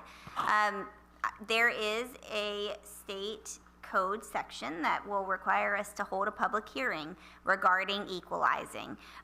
So we are not here to request that tonight, but we wanted to preface that that will be coming, and I believe you'll hear more about that at the budget presentation. So for an update on that equalized tax rate, this is exactly what what the board has already received, but to recap that, the total taxable values are estimated at $7.1 billion. That's about a 16.6% growth, as I just mentioned. And so looking at this equalized rate, I had to put my good algebra skills to work. I have a beautiful algebra calculation to back into this, because what I did is looked at that estimated tax revenue figure at the bottom, which takes into consideration abatements for elderly veterans and veterans relief, and then supplements, which are new construction that happen throughout the year. So trying to get that same bottom number of 35.157 million, we're looking at an equalized rate of 53.2 pennies. So wanted to touch base on that. That would make the value of our penny $661,000. Wasn't 2558.3 though for the tax rate? 25 is this year, right? Okay, sorry. Okay, I'm like, well, I'm not sure of anything right now. No, you're right. I'm looking, every other chart we've seen tonight is the last 3 years. Yes. So I'm looking at that, and I'm not even looking at the top box. I'm like, well, wait a second. 2 years ago it was 58.3. No, you're right. Well, I just closed 25. I'm in 26, and I'm budgeting 27. So Correct. I feel I know. That's where I'm at. I'm like, wait a second. Right. What's that? What's your problem? What's my problem? I know. And I You didn't. got board members like me that ask that question because I'm not looking at the right chart. Just testing me. And clarification on why I provided 3 columns instead of just 2. I wanted to go back, that very first column, 2025 estimated land book, that's how I estimated how we created that 2020 FY26 budget. But what actually came out in the land book obviously is not going to be exact. So first column is what we budgeted. 2025 actual column is what we are expecting. So just a hair different there. And so that's that equalized tax rate estimate for you. Also disclaimer, these things are going to be fluid. Those relief numbers are likely going to change as we get updated information. So this is a preliminary calculation. Any reassessment questions? Before we move on to capital improvement plan. Okay, thank you. All right, Ms. Steele. You can go I home. wasn't quite ready. I was trying to decide whether to say anything further on the equalizing, because I think the public can get confused and, think that their taxes are going to be this and that when you all haven't set the tax rate. Yes. So it's going to, and this is a special year, for the new board members, this is the assessment year. So, and we are looking at, we've had a sizable increase. So, as Maria said, we will have to do that equalization public hearing, and it has to be separate from the budget. So I can tell you right now that, as I'm looking at where I think we're going to land March 9th with the presentation, it's not going to be at 53.2. It's not going to be level. But because it's not enough funds to keep up with inflation and the other things that I think that, and then we'll see what the board wants to do. But it obviously is going to be kind of this thing where even if it goes up, it's still going to be a great decline from what the last rate was. And people get so confused on that. So hopefully we can help through that process. That's not exactly accurate, because it's still gonna be a rate increase. No matter how you skin this cat, if is. you're going to make revenue over 35.1 million, it's gonna be a rate increase. And, correct. I mean, and unless, if we were in better situations with other income sources, you know, I would be looking there. And I haven't even begun, I you know, put into the board packet what the school board asked for, which was considerably more than what they have in this year's budget. So there's a lot to consider. But anyway, we'll tackle those things as we go. Maria, do you mind flipping on? So this was much easier to see on the screen than it is on your laptops, but we just highlighted a few or brought over a few of the slides because haven't really received any feedback, and I know y'all have the out of, one, it's late, and two, you haven't been on the CIP tour. So that might affect some of the things that you're gonna either be persuaded, I think that's a priority, and that's not a priority. I really appreciate, I know all of us do appreciate your input already tonight on utilities, because that helps drive our plan. You know, it's my goal to bring the closest budget to what you all are wanting. So if you'll go ahead and flip forward. Just a reminder, these are the projects that we've talked about. The one thing we've just said tonight, the fire system could be part of the financing versus the pay-go. That could help a little bit. And already shown the debt, which that's the original amount, not the updated amount with the HVAC added in.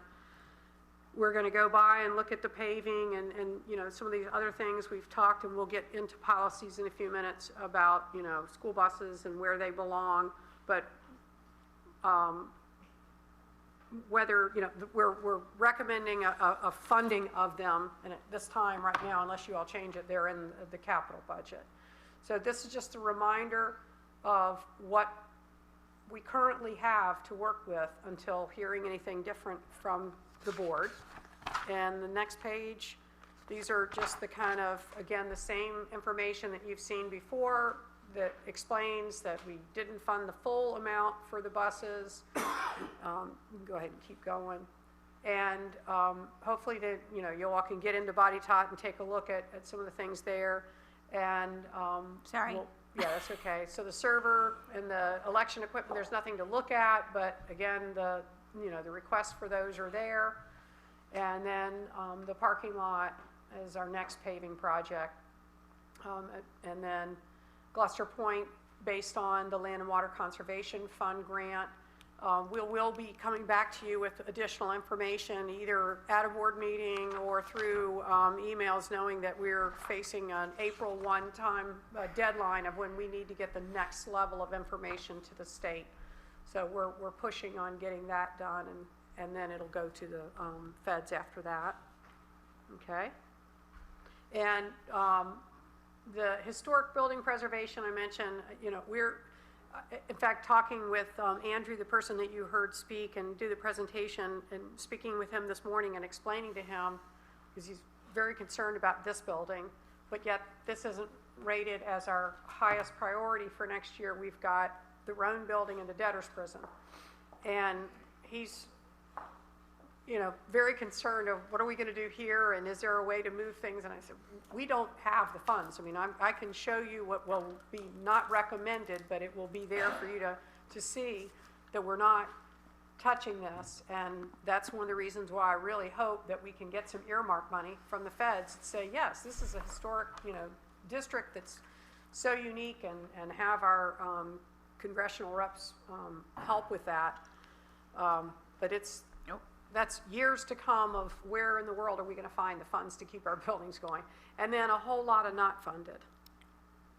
So again, it doesn't have to be tonight, but if you have any input, if you have, you know, hey, we're just not going to do this, or we really think this is important, that would be great for us to get that feedback.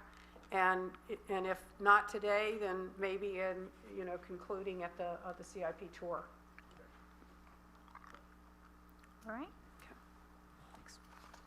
All right, so this actually is there's only a handful of slides in this. We've had a lot of discussion or ongoing questions about the policies that we have, so we wanted to highlight where are the related to finance mostly. So I wanted to highlight on the county's website where the financial policies are that are board policies, which are on the website under Board of Supervisors, and then you scroll down to the Series 200. Those include our debt obligation policy, also includes our fund balance policy. And then you can see varying other policies there as well that are board-adopted financial policies. And then we also separately have administrative financial policies. So those are found on the county's website under the administration page, under Series 500, which include the County Facilities Maintenance Repair and Replacement Fund, which is FMRR. Also, you can see purchasing policies, etc. So I wanted to, the questions that we've had are surrounding how do we fund these maintenance items, these capital items, and I also have a slide on capital towards the end. And so here, really wanted to just touch on the policies and start the discussion of, is there an interest in modifying any of these policies or having us look at anything deeper? So starting with, or fund balance, FMRR, I've been standing here for a little bit. So the FMRR policy has a, Section 505.3 explains what the criteria are for FMRR. FMRR falls within our operating budget. It is not part of our capital improvement plan, and it is generally projects that are less than $50,000 with useful lives of less than 5 years. So if I could give you some ideas of what falls in this category. Vehicles, that's probably one of our biggest categories, is our vehicle maintenance, our vehicle plan. This policy lists in detail when vehicles should be replaced. It gets down to the mileage, the age of the vehicle. So it's a fairly robust policy. This policy was put in place in 2018 and has been actually accumulating a small reserve since 2014. So it could be 15. So I'm close to my years. I'm very close there. But so this policy's been in place for several years, and I think it's always a good idea to take a quick look and make sure it is what we want it to be, and it's still working for us in our current climate. Other things that fall into these requests include parks and recreation equipment. I know we replaced some soccer goals at one of our fields. Other maintenance items. HVAC. So HVAC falls here, and many, many things that facilities does. I know Dr. Leming's chomping at the bit, but I'm gonna. So FMRR is AC, correct? What's the useful life of air conditioning, AC? So HVAC? with the 5 years, I have an issue with this policy. Like Maria just said, it's been out here for a while and we haven't reviewed it. So the 50,000, everybody's very clear on. But we do, and mostly the units that we have in here are the small individual units. So they're all over the county. And I would hope that they're all getting at least 10. But, you know, some of the I'm trying to think of the Mitsubishi type, you know, they're, I can't think of Split units. Mini splits. Yeah, mini splits. I don't know what their life is, but I think we need to look at that 5 years, because I think many of the things that we have funded over the last few years, we would expect to last more than 5 years. It's more that it is a maintenance item that is a chunk of change that's not in that department's budget, and like it could be, you know, a tractor or something, a lawnmower, things like that. And Well, I so, hope a lawnmower has longer than 5 years. right, so I'm saying, this So was, 5 years, maintain we it. need I to know. modify yeah, that I 5 think years. we definitely do. I mean, we just haven't even looked at it, But- you know, other than we know that it's 5 years in it. I mean, it's a 5-year budget, but not the useful life. I think that's, But I think the issue's coming from facilities maintenance and repair, where a lot of these items that aren't funded and are funded, they should have been funded for years. And out of FMRR, so we don't have to put a capital amount in there, like the windows for the building too. Those are different items that need to be replaced, but it should have been part of maintenance and repairs throughout the life. so I agree that the maintenance should be done. The question of whether it belongs in the CIP or an FMRR, the board can readdress that. We have looked, Ms. Callaway's checked around, make sure everybody pretty much throughout the state uses 50,000. If it's more than 50,000, it's going in a CIP. If you all want to change it, because we talked about even raising it to 100,000 We've seen on our 100, own. yeah. We have not been able to fully fund our FMRR requests for several years in a row. So raising the threshold on that also scares me. I agree, but we also need to start looking at things for maintenance and repairs and start doing them on a regular basis, so the rest of the county doesn't end up like utilities. Right. I completely That's agree. where the Some of those issue things is. still fall in the CIP, you know, because they really are kind of in the maintenance area. The thing that Maria brought up that is really key, and this is something that I know I hadn't honed in on until this year, not last year or the year before in looking at the budget, is the fact that there is a reserve account. So say we budget 450,000 and 400,000 is spent. That money stays in the reserve. So our reserve has grown to 1.5 million. And when I didn't realize it was up that high, and I'm thinking, here we cut ourselves, and we could have fully funded everything that was asked for last year. So we've been scheming and want to bring to you all a proposal that is going to use part of this money to help make up for some of the other deficits, and also maybe look at the reserve that we don't have for capital. Even if you use the current committed fund balance for FMRR, and we have, I'm trying to think of something that would, under current policy, that would fit into it. I can't, but there's got to be a way that we can take care of some of the other items, but I also don't want to knock that down to zero. No, definitely not, because we've been using like that 750, 850 amount. So our thought is we could take about half of that amount. That still leaves us a full year of funding if we run into a jam. We've been cash funding this each year. That's how this has grown, because we didn't, but we also were cash funding it unless, you know, I'd bring to y'all 750 or say that's what the requests were actually over $1 million, but we were going to put 450 in. And that excludes the sheriff's department vehicles, because that's in They always a get separate. It's still FMRR, but it's in a separate kind of thing. So we're in a position now, because we saved money without really paying attention to it, that we might actually be able to help ourselves. And that same concept, in my mind, should be applying to the capital improvement budget too. As well as the fact that, as we just said earlier, borrowing is not a bad thing. And most localities are borrowing for capital projects every year. They build it into, this is how we get these things done. And we instead look at, how much money do we have, you know, in fund balance? Okay, well, what can we do with that? And we are wanting to join with you all in having better systems than that.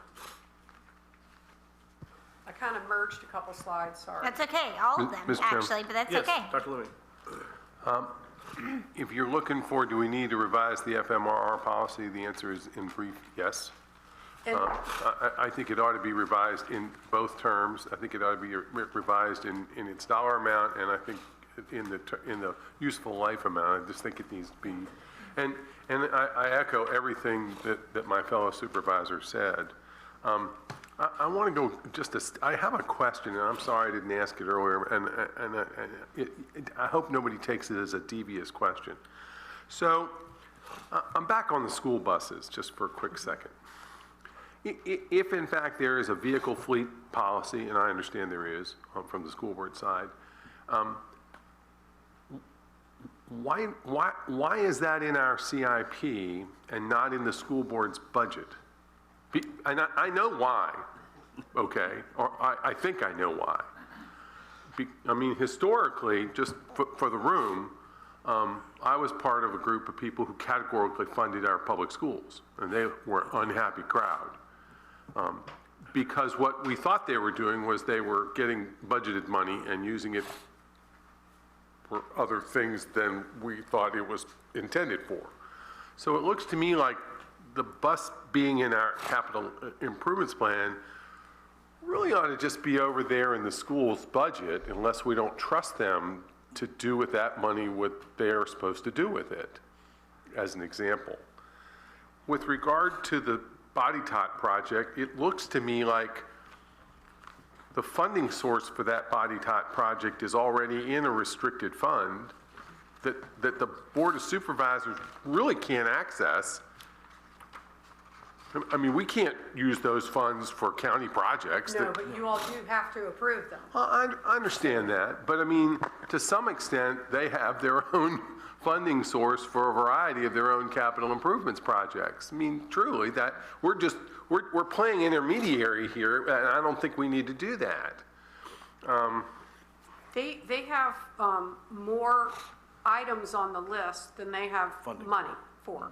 So when they are coming to the board and giving these lists, and the board is able to determine how much money, and we uniquely have the sales tax, which we didn't have before. I understand that. This process has been in place since, from before then. And I think it's been an assurance that if we give money for a school bus, it's going to go for a school bus. And it's not, sometimes there's, go ahead. But nope, that didn't happen either. No. Because 3 of us that are still on this board in 2013 raised the personal property tax 30 cents to fund 3 buses a year. And I think in fiscal year 14, we used that $330,000 for something else. Balance our budget. To balance our budget. The board, yes, the board did So do that's that. why it has ended up as a CIP, because what we thought was a good idea turned out to be fruitless because we needed that money somewhere else. Again, I voted against that budget in 2013, FY 2013. So, we have gotten here because money has always been tight, at least since, even before I was on the board, but it's been tight forever. There's also been a question, and by the fact that it comes to the board and there is a policy and they are very transparent with, here's the information on all the buses and things, it kind of is nice because if the public is asking or the board is asking, the need for that bus is justified. It's justified outside of a school board or outside of school administration. It's brought out for everybody to see this bus needs, and these are the, because it's a lot of money. Right. I mean, I've said we can't really fund the school buses. I mean, that's it. If we were doing PAYGO, that's it. We did get 16 buses with ARPA fund. ARPA or CARES? CARES, I think there was, I can't remember which. Which one, but we did get 16 buses then.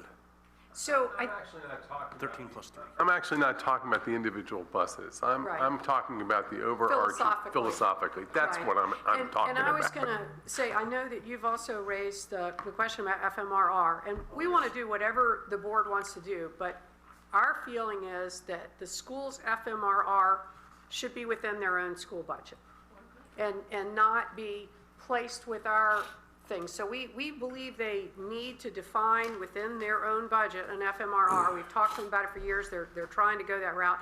I have a meeting Friday with the superintendent, so I haven't seen down to the level, of whether they actually put that in there or not. But that's something that they're working on, and I think they know it best. So if the board wants to combine FMRR like we do capital, we can do that. But our recommendation would be to keep them separate so we really can manage our maintenance and they can manage their maintenance. but rating the FMRR fund doesn't make sense. So we cash fund it every year. So imagine that 1.5 million didn't exist. I'm going to be bringing to you the request for next year's FMRR. So by the fact that it has grown, I think we have an opportunity for the board to consider do you leave it like it is and just keep letting it grow? Do you say, wow, there's been a lot of things that FMRR hasn't gotten funded, that things that have been postponed, what are those needs? Versus where are we on capital and we have no capital reserve fund? And how do we maybe seed a capital reserve fund similar to what you all were talking about seeding the utilities fund? And would that help us in our borrowing capacity and all those kind of things? There's probably 36 ways we could spend those funds, but I think if we are at a point where we probably need to do something other than just let it sit there. I would like to keep 850 in there, or somewhere right around that amount, because that keeps us a year full, and then at the same time still ask for cash for FY27. But this is like the only place we have any money. Well, and I think, go ahead, Mr. Hudson. Go ahead. I think that goes into, I don't think we're saying to use that, we wouldn't use that funding for just anything. It would be is the board interested in establishing a committed fund for capital projects? And so, or maybe the two are one and the same, and that's comes to policy modifications. But I don't know that it was to just fund a bunch of stuff. I think it was more of consideration of creating additional reserve funds for the future. So if the board is interested in something of that nature. What are some of the FMRR items that haven't been funded? I'm gonna pull it up. A bunch of Parks and Rec ones, they usually get pushed back. Some of the FM. I mean, what kind of totals? Well, we dropped it from 750 to 450 one year, so Which you can't do it because it's over 50. That's my point. Well, we've managed though, and I can tell you the other part that we managed and we brought money back. So part of it is capacity as well as need. So if we had more people, if we had more engineers, if we had more people to do the projects, more FM, we could get more done. Even managing projects, when you contract out, still takes staff time. So we have not spent our full amount, even though we were, complaining, oh gosh, we got cut, we can't do this, we can't do that, but yet we've returned a little bit.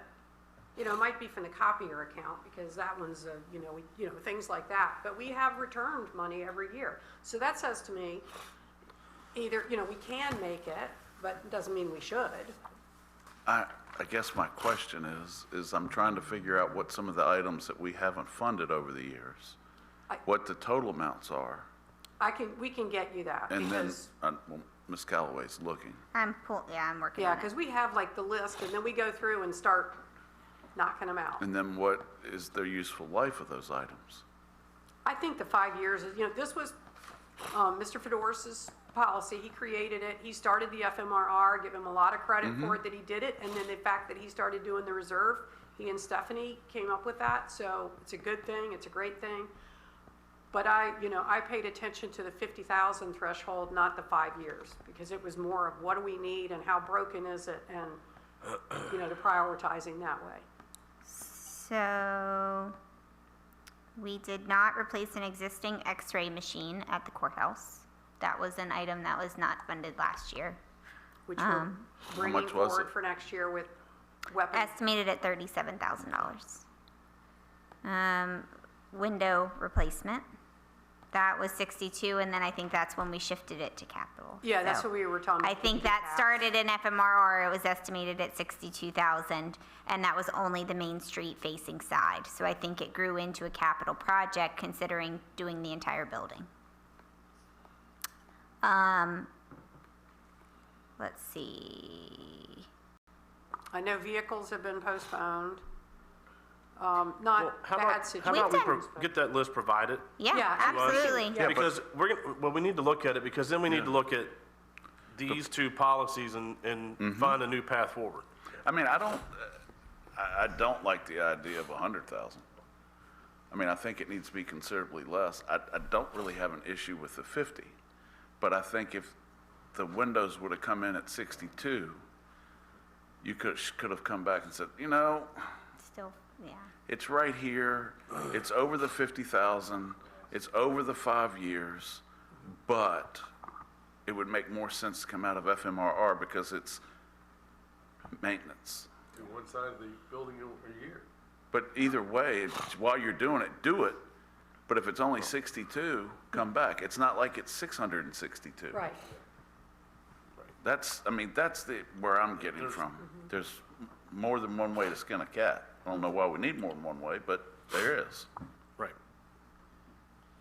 But yeah, I think getting that list and then having the discussion to figure out what's the number, if there is a number, or what's going to be our policy to expend this money.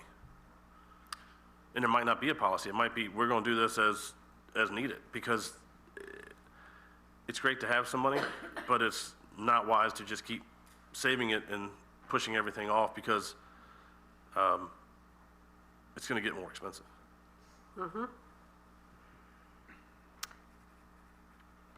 Okay, we'll get you that list for the last couple of years. And I guess, this goes into seeking guidance that we can draft whatever the board is interested in seeing, and we can draft it multiple ways. We've brainstormed a comprehensive list of financial policies. Like, at some localities, I've looked at a ton of policies in the last 6 months. Some localities have financial policies, and it has all of this as a part of it, versus ours is kind of separated into different policies, which is also, many localities have the same thing. So at some point, if we're talking about tweaking little pieces of individual policies, is something comprehensive that would take more time, more worth it. So, happy to draft or find other locality information for guidance as well there. The last piece we had, we've already talked quite a bit of it, about it, but more for informational purposes, that we don't have a CIP policy. And I didn't see that as being something that I found in many other localities' financial policies either. It's more of guidelines. It's how do you do things? James City County had a beautiful document similar to what we have, where it's like, what is a capital project, and what should you be asking? What's the criteria? So we wanted to just, for informational purposes, let you know that our current CIP process is that we do have a manual that we circulate internally to department heads, and we tell them, hey, a capital project is going to be $50,000 or greater. It's going to have a useful life of 5 years or more. It's going to be major construction. So, and mostly major construction is going to be one of those two things, but there's been a handful of construction projects that have fallen under that amount. What is not CIP? We haven't included vehicles. We just talked about buses. Master plans. So master plans are one of those things that oftentimes cost hundreds of thousands of dollars, and they're not considered a capital project. Maintenance, so we've talked about that a lot this evening as well. So I kind of liked these couple of almost like taglines, that if it builds it, replaces it, or significantly extends its life, it's capital. And if it maintains it, repairs it, or keeps it running, it's operating. Now, I'm not saying that this is precisely how every item has been budgeted in the last 5 years or 10 years or however many years. But I think revisiting this and bringing it to light helps us to guide things more consistently moving forward. So just some of the background on the current CIP.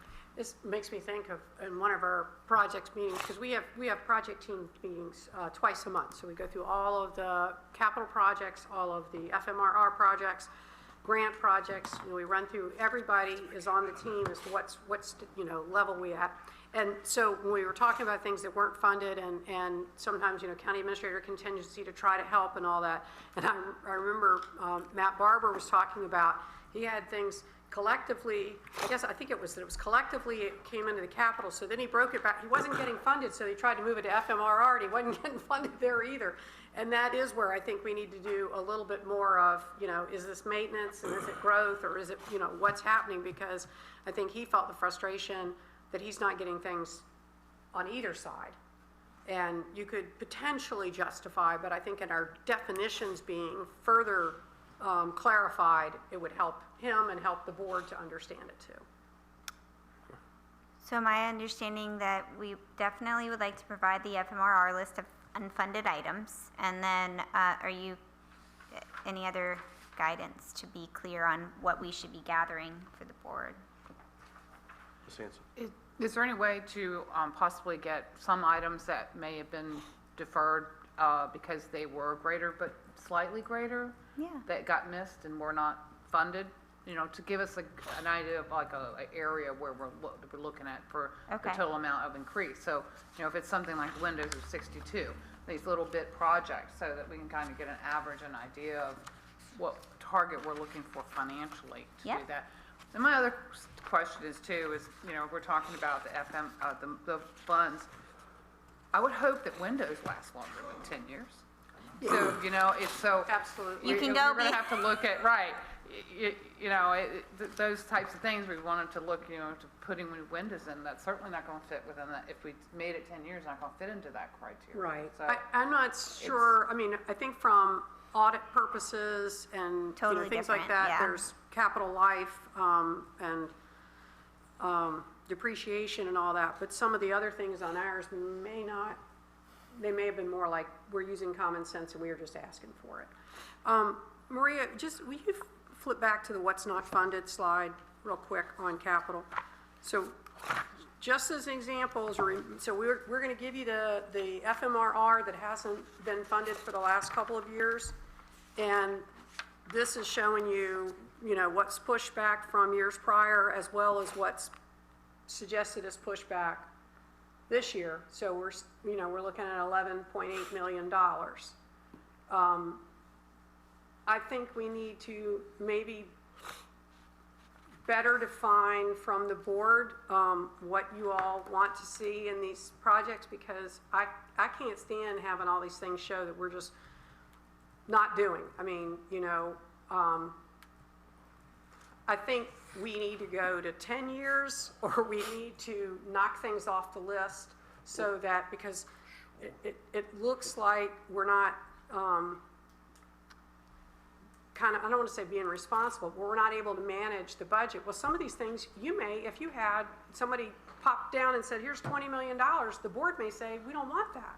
But we're not kind of hearing that back, and through the ratings or other things, and maybe they do need to be moved. And then the other things that y'all are very concerned about from the maintenance perspective, maybe we need to really look at moving those up in priority, so that, like we were talking about, you don't get into the same situation with utilities.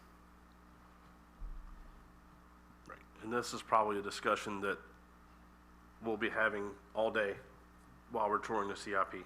Yeah. And I think between that meeting and a subsequent meeting, we probably will have a much better grasp on what direction we want to head.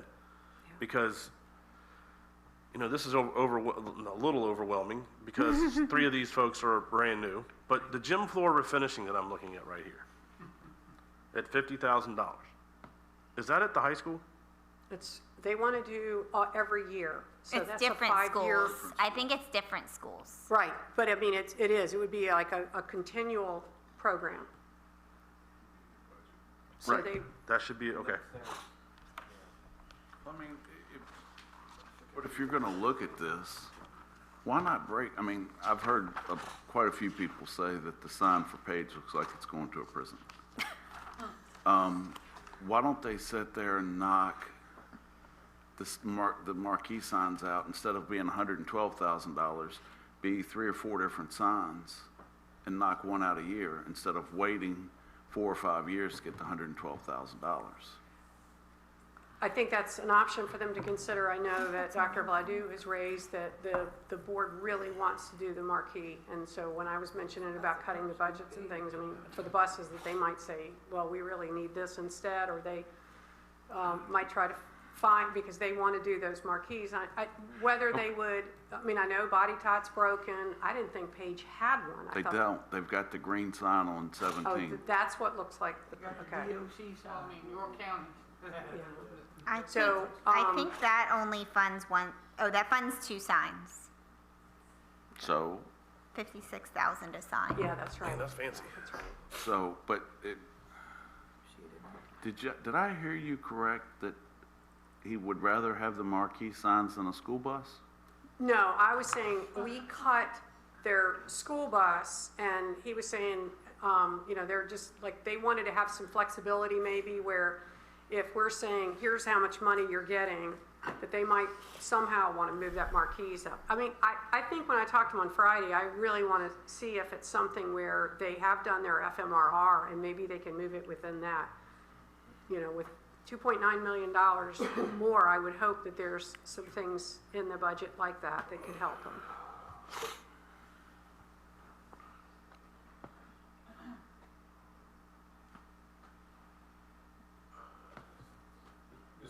Yes, Dr. Leming. Just a quick observation, but if I add up on what's not funded on this page, that pertain to parks and facilities management, it's about 1.65 million. That's just what's here. So there are 2 ways that we built up the FMRR budget. One way I think I hear is that we haven't executed projects that could be used and should have been used out of the FMRR. Playgrounds are going to have a lifespan. They should weigh more than 10. They may have to have some replacement parts at 10 years. But I've mentioned this before, that it's, you'll see this when we go to ARC. We're like literally taking pieces of playground equipment away, and we've removed playgrounds too, because there's been no money to replace them. If we put those in FMRR, playgrounds are way too expensive, but that's just kind of But how what many they are. playgrounds is that for 402? I believe that's 1. It might be 2, but Yeah. I think it's 1. I think it's 1. I'll pull it up, but Yeah, because I think that includes the surfacing. That's that too. The install is about 1/3 to 1/2 of what the playground cost, and then to do the rubber surfacing. But, you can buy a playground for $100,000, but it's, if you look at what the schools pay too, it's the same kind of thing. It's very expensive. that's the main entrance for Beaver Dam. That's the playground at that Yeah. entrance.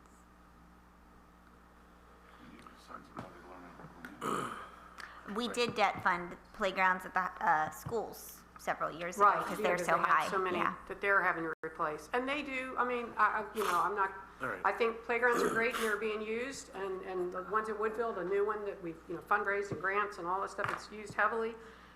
But there is a difference because the schools are required to have them, and we're not required to have them in our community, but they're very much appreciated.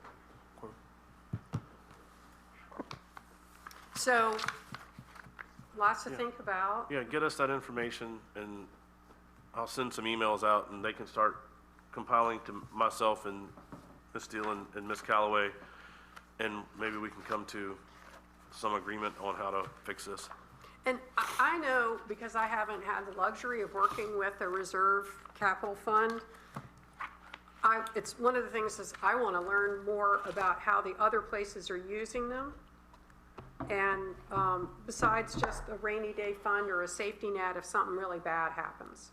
I want to understand, what does it mean if we start putting money aside and we start growing it, each year? What's the target, so we can, I personally want to educate myself on that more. Any other questions? Next, we have supervisor discussion.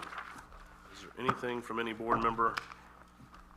If no one else brings it up, I'm gonna bring up one. As we all know, we are having a special election April 21st. I know last year there was some issue with signs during the early voting season on county property. I know that during the voting day, candidates and parties are allowed to put up signs at each of the polling places. and I know it's a county administrator policy directive, but I think that we need to modify that for the early voting season. I was going to bring this up sooner, but I didn't get enough, I didn't get four people to agree to have this discussion. But we're to a point where we have a consensus that we would like to see this change for the early voting. And I know we're going to have to limit it somehow, you know, one sign per whatever, but I think there needs to be some sort of a limitation because I don't want it to look too crazy, but I do think we need to have that available to these folks because the language we had to go through on our referendum to get it approved versus what they're proposing for some of these constitutional amendments is scary that they're allowed to put what they're putting on some of these. So I think it would be very important for us to allow that during the early voting days. And if you want them to put them up and take them down each night, they're probably willing to do that. I've heard from both parties in the county.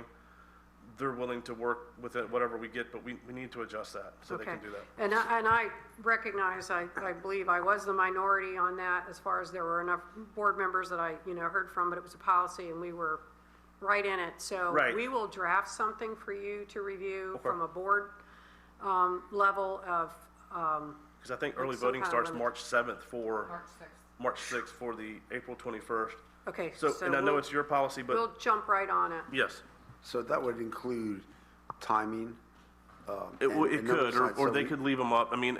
So let's if you can include that so we can discuss the options and have something available at the March meeting that we can vote on. Well, we can do this without, we don't have to vote on it. This is all through Ms. Steele, but I think it can be all through Ms. Steele. Yeah, I mean, if you want to do that I understand the direction. I think I can get input from you all to agree, but we can keep it on an administrator policy if the board wants to do it that way.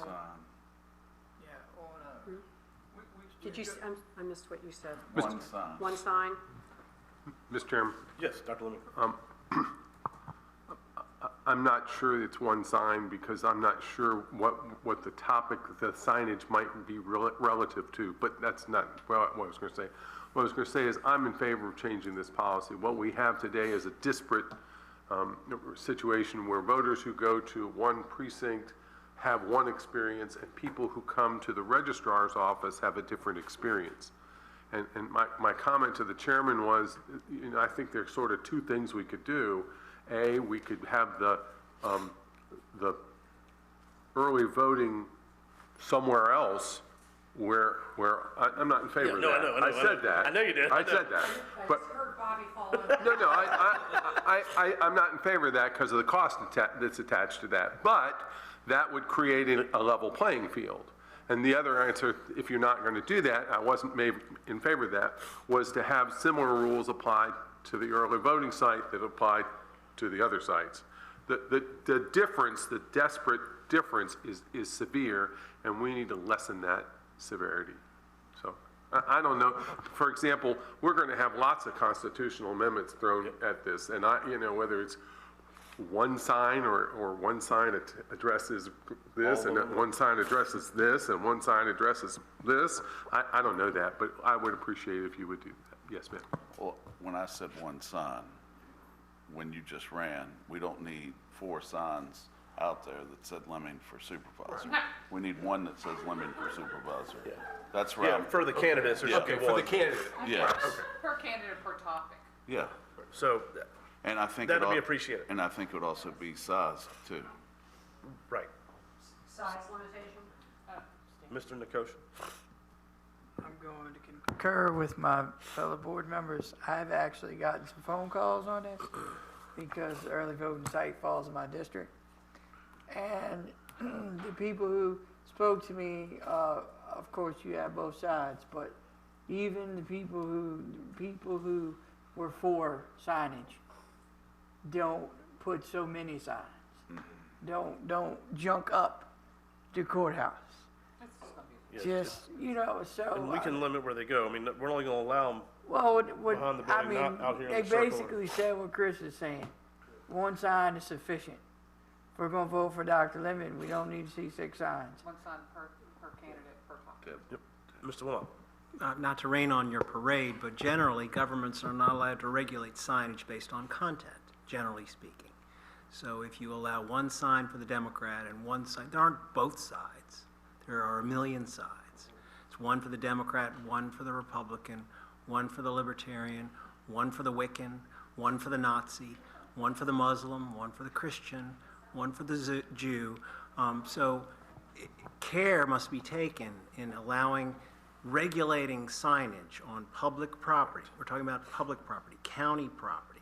The general rule is constitutionally you are not allowed to regulate it based on the content of that signage, what the message is. So save the fetus, gun rights, whatever it may be, it's probably not going to be feasible. We can't limit to what's on the ballot, being that it's at the registrar's office.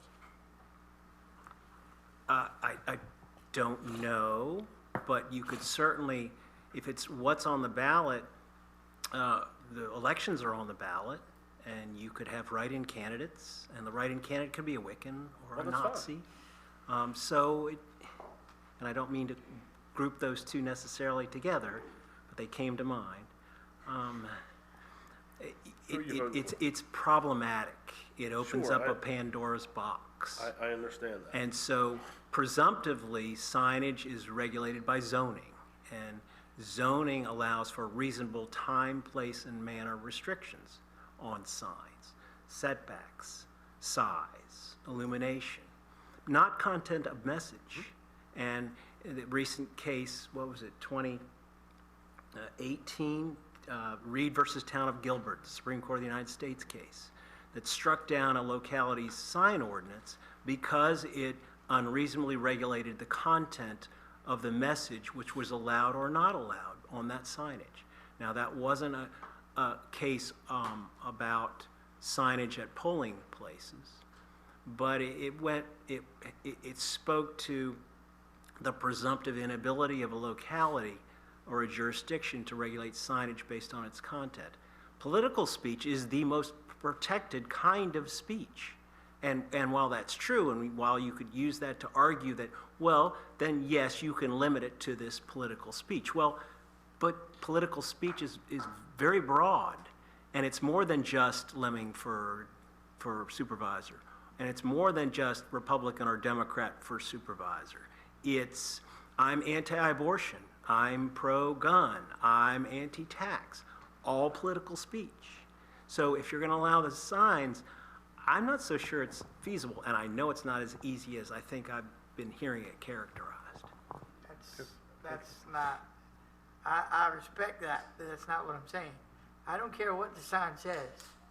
I'm telling you that the citizens of Main Street don't want 47 signs that they gotta step over to get in the thing. It's not the content of the sign, it's the number of signs. And that's why the county administrator's policy to date has been to not allow them during this extended early voting process on county property, is to not allow 47 signs, it's to not allow any signs. So they won't be tripping over no signs. I don't think that's fair. Let's see what we can come up with, and we'll figure it out from there. I have some others, but it's late enough. We'll do those another meeting. Any other supervisor discussion? Seeing none. Is there a second? Second. Motion and a second. All in favor? We are adjourned.